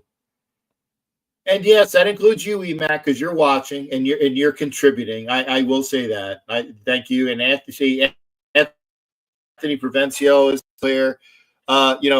Boy Savage is still here to bring entertainment because if you're funny, that's fine. Yeah, if you're funny, there's a fine line. Yeah. There's a fine line between humor and stupidity. And Andy Kaufman, there's somebody for you. Andy Kaufman walked that fine line. So and he was successful with I get you're trying to this guy's not. Yeah, you're you're trying to push the envelope. I get it. Thanks, Laker Mike. I appreciate that. And making are you gonna be around entertaining as well. during the day tomorrow, Kat? Maybe. I got a couple doctor's appointments. I mean, I'm going to be on all day tomorrow. If you want to pop in at any time and, shoot to your channel, I don't know if you have hour restraints or whatever. I don't know, but if you want to come on tomorrow with us, you're more than welcome, brother. I know you've popped in on the other shows that I've done, especially tomorrow. I mean, you add good content all the time. So I'd love to have you on with Chris and I. I want to actually talk to you about seeing if you'd come on a Saturday night with us when we talk old school stuff. I think that would be fun. Oh, too. yeah. And I was going to say, I would do that. I would have to make an appointment to do that. And I've done it we before. Can figure that out. I'll talk to you behind the I don't scenes. do the old. Yeah, I don't roll I don't roll my sidewalks up at Leavenworth like they do. It's fucking Leavenworth, man. There ain't shit in Leavenworth. I was going to say, Genty and Anthony, I'll put this will be the last point that I said. Genty would be okay, but honestly, if Genty is the guy at 6, somebody wants him more than us. Whoever wants him more than us, say, you want Genty? What are you going to give for him? And I would do that. I think at that point, now you have a commodity at the pick that you can parlay into more picks and not lose value. Because if there's some, if like I said, if Graham's off the board and Membo's off the board and I'm not taking Sanders, I don't even think I would take Travis Hunter at that point. Maybe somebody wants Travis Hunter at 6 and he's still there. I said, well, what do you want? What are you going to give to us for that pick? So that's why I'm saying. I got a simple answer for the whole Genty crew that want Genty in the first round. Go do a Google search for Daniel Jeremiah talking about running backs taken too early in a draft. Go see what he says about it, and then just put Genty in that position, and then it'll make sense. I don't have a link for it, but go Google search Daniel Jeremiah running backs first round and see what he says. It'll make total sense. That's why you wouldn't draft a guy like Genty up front, which is why Saquon didn't become super successful until he went to a team that was ready for him. He wasted 5 years in New York. And look at him now. That's why you don't draft a running back till you're ready. Mm-hmm. We're not ready. Not for that, not for his, not for a top-notch running back. Nope. You're better off grabbing one later on that a throwaway, basically. It's what you got to look at. But there's so many running backs in this draft. By the way, I said Hampton, Scattaboo, the two guys from Ohio State. Those are the other four guys that I know. And there are, I didn't even take Scattaboo off that list, to be honest with you. I've lost a little bit with Scattaboo. I think he reminds me of Peyton Hillis. Remember him from Cleveland years ago? Came out like a ball on fire. Was on Madden cover and then just vanished. Remember, Arkansas had Peyton Hillis. They had Darren McFadden, and they had a third guy. I think his name was Jones. They had the triumvirate of running backs, and they all went in the first round. And Peyton Hillis had like one or two. In fact, he was he had the what was it? He was the picture boy for the game day for the he was on NFL, he was on the Madden cover video. Yeah, Madden. Right. He had the Madden curse, Peyton Hill. Yeah. Yeah, Emac, we do need a running back, but we can get a good running back later on. There's so many. I'm telling you, there's even going to be undrafted free agent running backs that are still going to be extremely productive in the NFL. This running back class is the deepest I have ever seen. And Turf, Ultimate Fan 32, he's a running back guru. Yeah. Like, he loves his running back positions.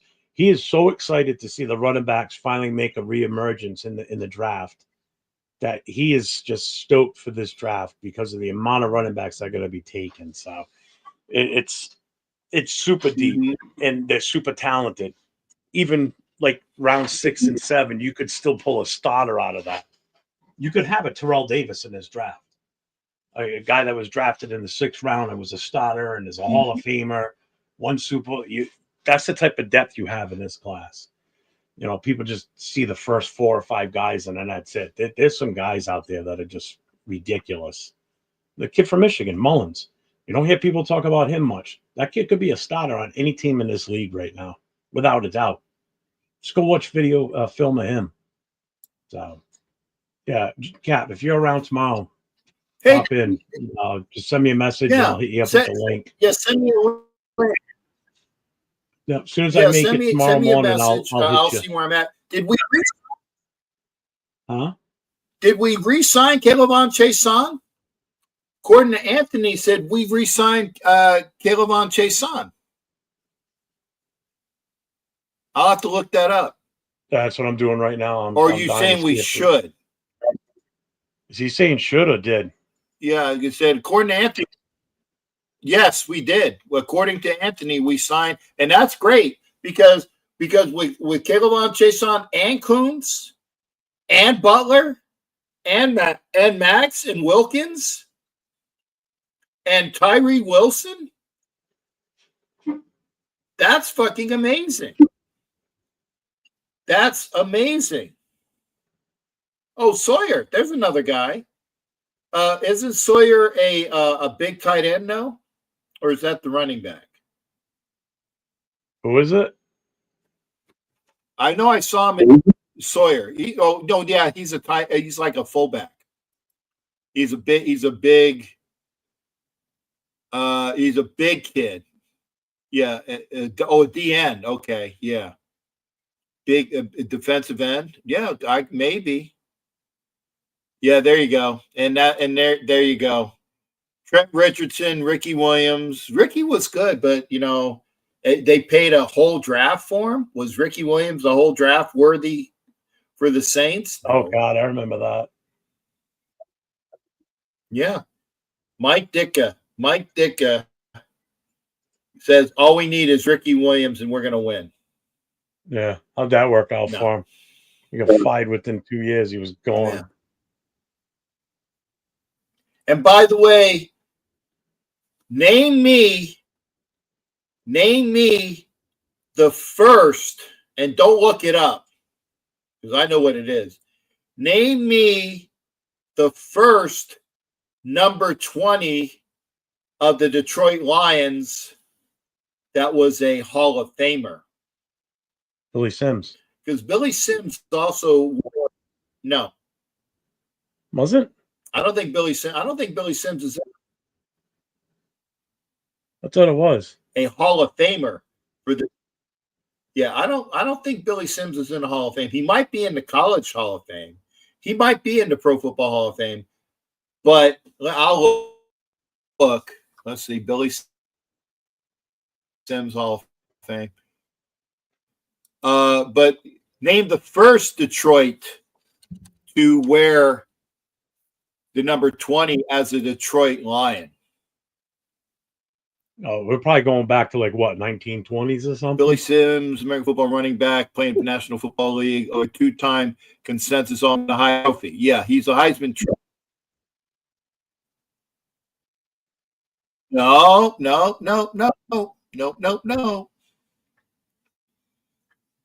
1960s.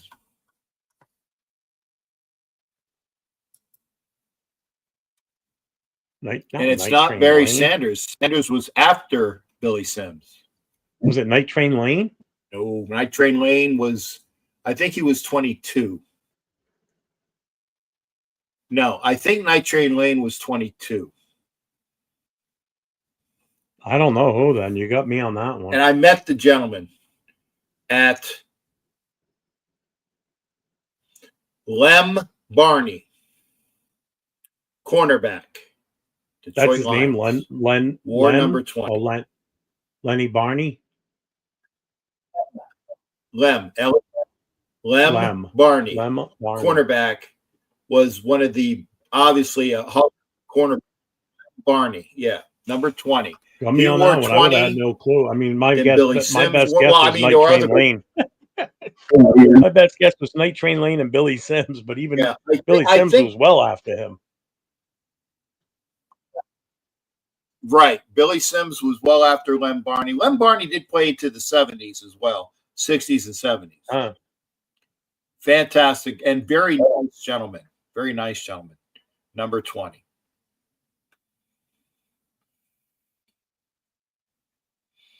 See, this is why I'm here. I know weird shit. And not all Raiders. Did you look them up yet?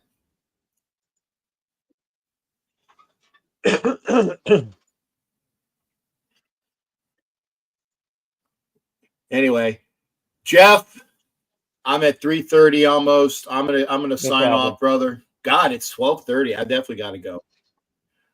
Thank you That's for right, I being forgot here, you're sir. on the Thank same you time frame as everybody me. that's still here. We still got we still got 14 viewers. That's cool. Thank you, everybody. Look at, like I said, and I appreciate the people that are there. And yeah, Jacobs, and it's sorry, it's too bad that Jacobs isn't a Raider. It really is, and it's upsetting. But the culture has to, like Peggy was saying, the culture is not the greatest. It needs to change, and you got to start somewhere. I'm hoping that we started. This is year 0, not even year 1. It's year 0. It's got to start. Year 1 is after Pete Carroll's been here a year. That's year 1, and that's what we got. Jeff, I appreciate it, brother. I'm gonna do the outro, and give me you got my number. You got it. You got my number. Give me a link for tomorrow. Yeah, that or Facebook, whatever. I got you on multiple aspects. I'll get it to you. Well, you got my phone number. You got my phone number too. Send it to me. Thank you, Dory. Dory's been here. I love Dory. Dory, hopefully, if my leg still is okay, I will be. You can pick me up from LAX maybe if you got a car. Dory's in LA. Yes, maybe I can get a ride from Dory. Take care, darling, and thanks again, Jeff. And I'm gonna say, remember, Jeff has his show tomorrow. Make sure you are there. Be well. That's Jeff. You will be on tomorrow on his show. I'll be here, and I'm gonna go to bed. So I got doctor's appointments.